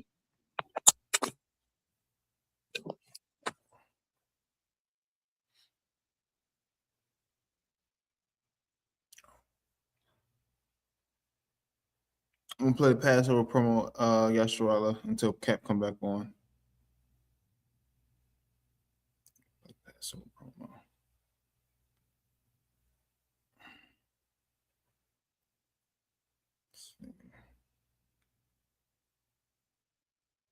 Shalom, Israel. It's that time again. The I.S.U.P.K. under commanding General YAHANNA presents the Lord's 57th annual Passover. That's right, the Lord's 57th annual Passover, April 4th, 2026 in Houston, Texas. All Black, Hispanics, and Native Americans are commanded to observe the Lord's Passover. This will be the biggest Passover to date. You do not want to miss this. Fresh lamb, fresh wine, and bitter herbs as commanded by the Most High. Only $200 per person ages 17 and up. The biggest event of the year. There is only one Passover, and it's under commanding General YAHANNA. See you there, Israel. Shalom. Nobody else there to compare to. Train for war, men of war, and warlike apparel. Prefer our leaders, can't get between us. Watch where you stepping. We're gonna give Kat a couple minutes to get back on. We'll play some commercials. Yeah, sure. Shalom, Israel. It's that time again. The I.S.U.P.K. under commanding General YAHANNA presents the Lord's 57th annual Passover. That's right, the Lord's 57th annual Passover, April 4th, 2026 in Houston, Texas. All Black, Hispanics, and Native Americans are commanded to observe the Lord's Passover. This will be the biggest Passover to date. You do not want to miss this. Fresh lamb, fresh wine, and bitter herbs as commanded by the Most High. Only $200 per person ages 17 and up. The biggest event of the year. There is only one Passover, and it's under commanding General YAHANNA. See you there, Israel. Shalom. What's on Christ, sir? We still live. No. I'm gonna have to go ahead and damn. Want me to end this, sir? I'm at the end of the bye. Yes, sir. Yeah. Just let everybody know about the Passover and put, and so on and so forth. Yes, sir. Passover is Houston, Texas, April 4th. We gotta make our way down to the Passover. And we're gonna play the Passover promo. The water for tuning in. Shalom, Israel. It's that time again. The I.S.U.P.K. under commanding General YAHANNA presents the Lord's 57th annual Passover. That's right, the Lord's 57th annual Passover, April 4th, 2026 in Houston, Texas. All Black, Hispanics, and Native Americans are commanded to observe the Lord's Passover. This will be the biggest Passover to date. You do not want to miss this. Fresh lamb, fresh wine, and bitter herbs as commanded by the Most High. Only $200 per person ages 17 and up. The biggest event of the year. There is only one Passover, and it's under commanding General YAHANNA. See you there, Israel. Shalom. Nobody else there to compare to. Train for war, men